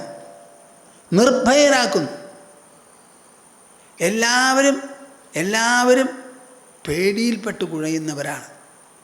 ആ പേടിയെ നിഷ്കാസനം ചെയ്ത് നിർഭയരായി ജീവിക്കാൻ സഹായിക്കുന്നതാണ് നമ്മുടെ ശ്രീമദ് ഭാഗവതം. അതിൽ പറയാണ് അവിദ്യമാനോപ്യവഭാതി ദ്വയോ. വാസ്തവത്തിൽ ഈ കാണുന്ന പ്രപഞ്ചത്തിൽ എല്ലാം രണ്ടെണ്ണമാണ്. എന്താ ഈ രണ്ടെണ്ണം? ദ്രഷ്ടാവും ദ്രഷ്ടാവിൻ്റെ പ്രകടനവിശേഷമായ ദൃശ്യവും. എന്താ ഞാൻ പറയുന്നത്? സാങ്കേതിക ശബ്ദങ്ങളായോ? ബുദ്ധിമുട്ടുണ്ടോ അറിയാൻ? ദ്രഷ്ട എന്ന് പറഞ്ഞാൽ ദർശിക്കുന്നവൻ, കാണുന്നവൻ. ദൃശ്യം എന്ന് പറഞ്ഞാൽ കാണപ്പെടുന്നത്, കാണപ്പെട്ടത്. അപ്പോൾ ഈ ദ്രഷ്ടാവും ദൃശ്യവുമായിട്ടുള്ള പ്രകടനമാണല്ലോ ഈ ലോകം മുഴുവനും. ഈ ലോകത്തിന് എത്ര വിപുലത വേണമെങ്കിൽ ഉണ്ടാവട്ടെ, അസംഖ്യത്വം അനേകത്വം ഉണ്ടാകട്ടെ, നമ്മുടെ ഭാഷയിൽ എനിക്ക് കാണാനുള്ളതാണ് ഈ ലോകം, ദർശിക്കാനുള്ളതാണ്. അപ്പം എൻ്റെ മുൻപിൽ ലോകമേ നീ ദൃശ്യം, നിൻ്റെ മുൻപിൽ ലോകമേ ഞാൻ ദ്രഷ്ടാവ്. നീ ദർശിക്കുന്നില്ല, നിനക്ക് കണ്ണുമില്ല മൂക്കുമില്ല ലോകമേ. എനിക്ക് കണ്ണുണ്ട്, മൂക്കുണ്ട്. ഈ കണ്ണും മൂക്കും നീ രചിച്ചതല്ല. ഞാൻ തന്നെ അമ്മയുടെ കോശത്തിലുള്ളപ്പോൾ അമ്മയുടെ രക്തത്തിൻ്റെ സൂക്ഷ്മാംശങ്ങളെടുത്ത് കഴിച്ച് ഞാൻ തന്നെ ഉണ്ടാക്കിയതാണ് എൻ്റെ ശരീരവും ശരീരാംഗങ്ങളും അവയവങ്ങളും ഇന്ദ്രിയങ്ങളുമെല്ലാം. ആ ദ്രഷ്ടാവായിരിക്കുന്ന ഞാൻ നടത്തുന്നതാണ് ദർശനം. ദർശനം നിൻ്റെയല്ല. The entire world is visible before me, perceptible before me. Perception does not belong to the world which I perceive. The world is inert, insentient. I am seeing it. I am the seer. Seeing is a process. It belongs to the seer. It does not belong to the seen. I make you, my world, my visible. You cannot make yourself anything. I give you the status of the visible, and I do so because I am the drashta, I am the seer. ഞാൻ ദ്രഷ്ടാവായിരിക്കുമ്പോഴാണ് ദർശനം നടക്കുന്നത്. ദർശനം ദ്രഷ്ടാവിൻ്റെയാണ്, ദൃശ്യത്തിൻ്റെ അല്ല. എൻ്റെ ദർശന ഫലമായി ഞാൻ നിന്നെ ദൃശ്യമെന്ന് വിളിക്കുന്നു. അങ്ങനെ ദ്രഷ്ടാവും ദൃശ്യവുമായിട്ടുള്ള പ്രകടന വിശേഷമാണ്, വിലസനമാണ് ഈ കാണുന്ന പ്രപഞ്ചം മുഴുവനും. ഒരു കടുകിനെ ഞാൻ നോക്കുന്നു, കടുകും ദൃശ്യമാണ്. ഒരു പർവ്വതത്തെ നോക്കുമ്പോൾ പർവ്വതവും ദൃശ്യമാണ്, സമുദ്രം ദൃശ്യമാണ്, വായുവും ആകാശവും ദൃശ്യമാണ്. ഞാൻ ദ്രഷ്ടാവാണ്. ദൃശ്യങ്ങൾ അസംഖ്യമുണ്ടാകാം, ദ്രഷ്ട ഒരേ ഒരുവൻ. ഒറ്റ ദ്രഷ്ടാവിൻ്റെ വിലാസമാണ് ദൃശ്യങ്ങൾ മുഴുവനും.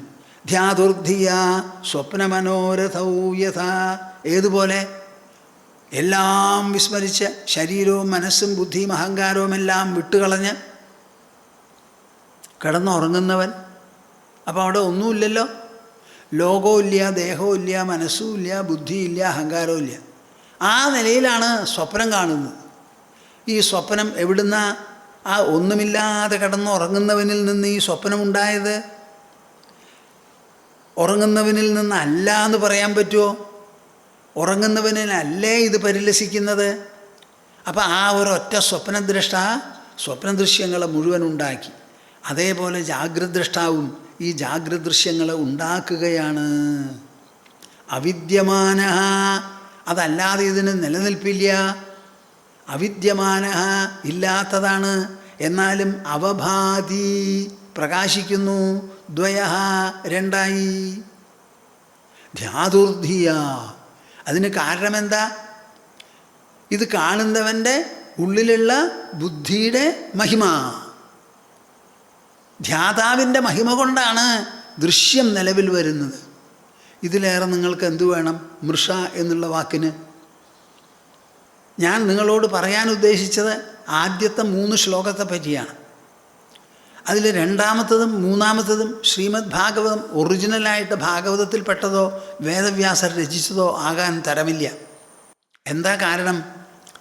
ഞാൻ അടുത്ത ദിവസം പറയാം, ഒന്ന് സൂചിപ്പിക്കാം. ഈ ശ്രീമദ് ഭാഗവതത്തെ പോലെ വേറെ ഒരു ശാസ്ത്രവുമില്ല എന്നിങ്ങനെ പറയുന്നുണ്ട് അദ്ദേഹം. വ്യാസദേവൻ അങ്ങനെ പറയുമോ എന്ന് സംശയിക്കാൻ എല്ലാവർക്കും സ്ഥാനമുണ്ട്. അത് കഴിഞ്ഞ് മൂന്നാമത്തെ ശ്ലോകം പറയണതോ ശുഖമുഖാത് അമൃതദ്രവ സംയുതം.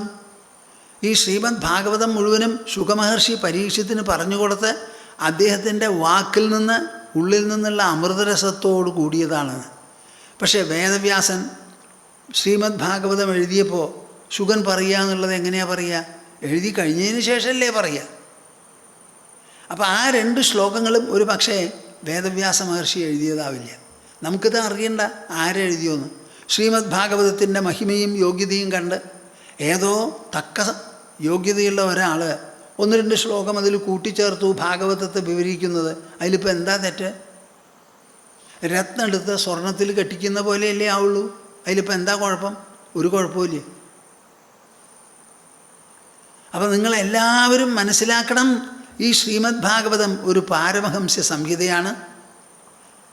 അത് അധ്യായം തോറും ശ്ലോകം തോറും പ്രതിപാദിക്കുന്നത് മനുഷ്യജീവിതത്തിൽ ഏവരും അനുവർത്തിക്കേണ്ടതും അനുസന്ധാനം ചെയ്യേണ്ടതുമായ തത്വമൂല്യ സിദ്ധാന്തങ്ങളാണ്.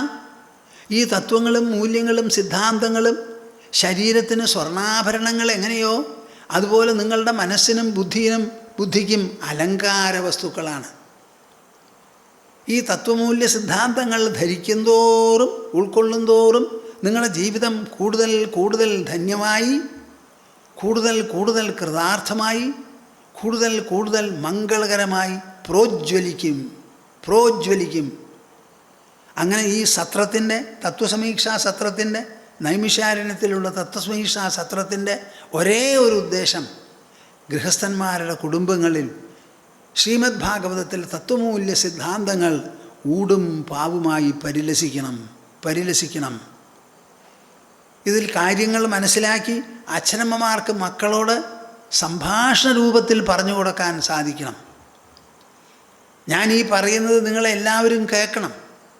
പുസ്തകം എഴുതിയിട്ടുണ്ട്, അത് വായിക്കണം. ഭാഗവതത്തെ പറ്റി ഓരോ കൊല്ലം ഓരോ പുസ്തകമായി ശ്രീമദ് ഭാഗവതത്തിൽ ഒരു പരിവ്രജനം എന്നുള്ള നിലയ്ക്കാണ് ഞാൻ 10-16 പുസ്തകങ്ങൾ എഴുതിയത്.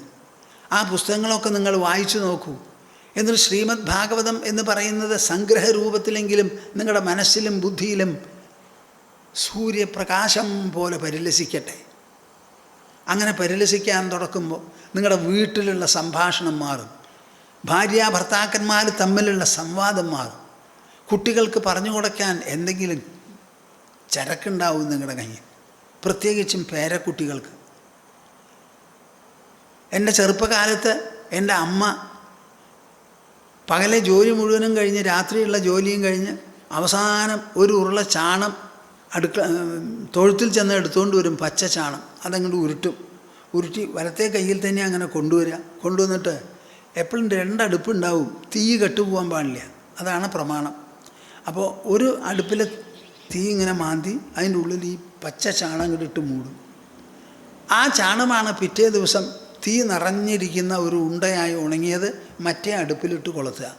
അതും കൂടി കഴിഞ്ഞതിന് ശേഷമാണ് അമ്മ ഞാൻ കിടക്കുന്ന സമയത്ത് അടുത്ത് വന്നിരിക്കുക. എന്നിട്ട് അമ്മ പറഞ്ഞു തന്ന കഥകളുണ്ടെന്നപ്പാ. എത്ര തവണയാണ് ഞാൻ പൊട്ടി കരഞ്ഞിരിക്കണത് എന്നറിയോ? ആ കരയുന്ന സമയത്ത് അമ്മ പറയും, കരയെ, മനസ്സ് ശാന്തമാവട്ടെ. കഥ പറച്ചിൽ അവിടെ നിർത്തും. എന്നിട്ട് കുറച്ച് നേരം കരഞ്ഞ് ശാന്തമൊക്കെ ആയി പറയൂന്ന് പിന്നെ ഞാൻ പറയുമ്പോൾ പിന്നെയാണ് പറയുക. അതുമാതിരി എൻ്റെ പൊന്നു കൂട്ടരെ, നിങ്ങൾക്ക് എന്തെങ്കിലും ഉണ്ടോ കുട്ടികൾക്ക് പറഞ്ഞു കൊടുക്കാൻ? ഒക്കെ ഈ ഇംഗ്ലീഷും വിദ്യാഭ്യാസവും പാശ്ചാത്യതയും മാത്രം മതിയോ നമുക്ക്? നമ്മുടെ രാജ്യത്തിനൊരു വൈഭവമില്ലേ? ആ വൈഭവം വ്യക്തിയെ അലങ്കരിക്കുന്നതാണ്.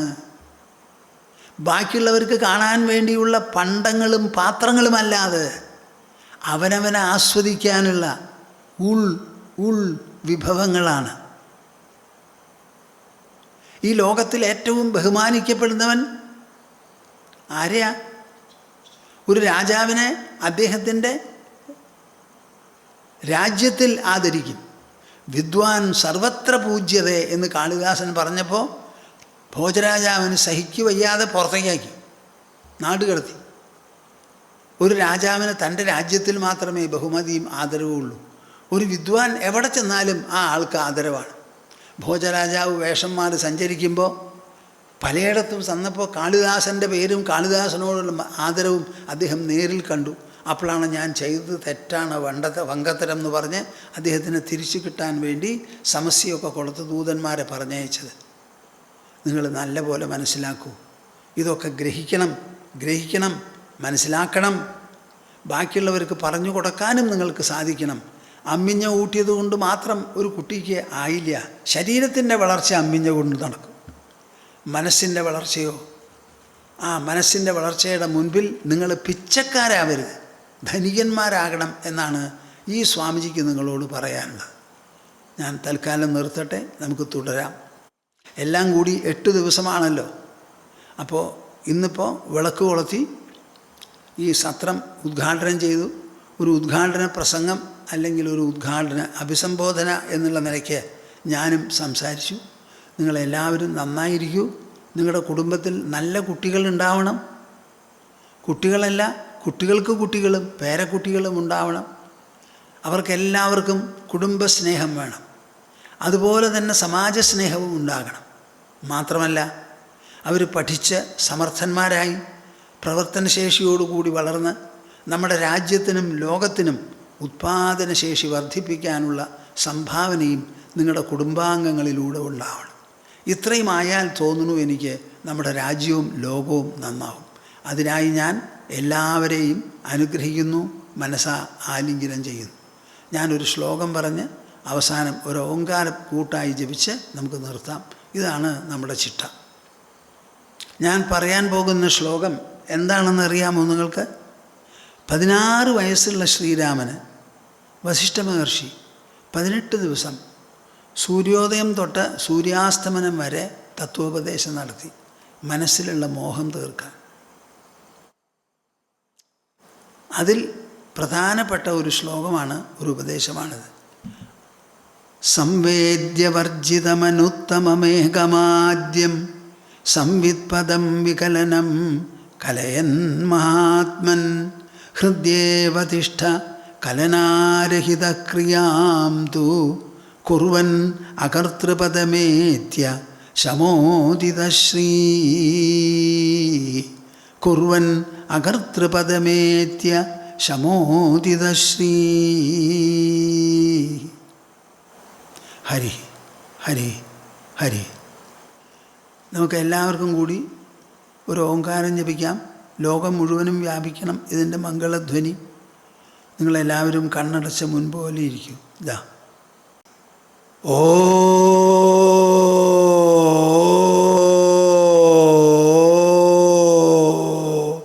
ഓ.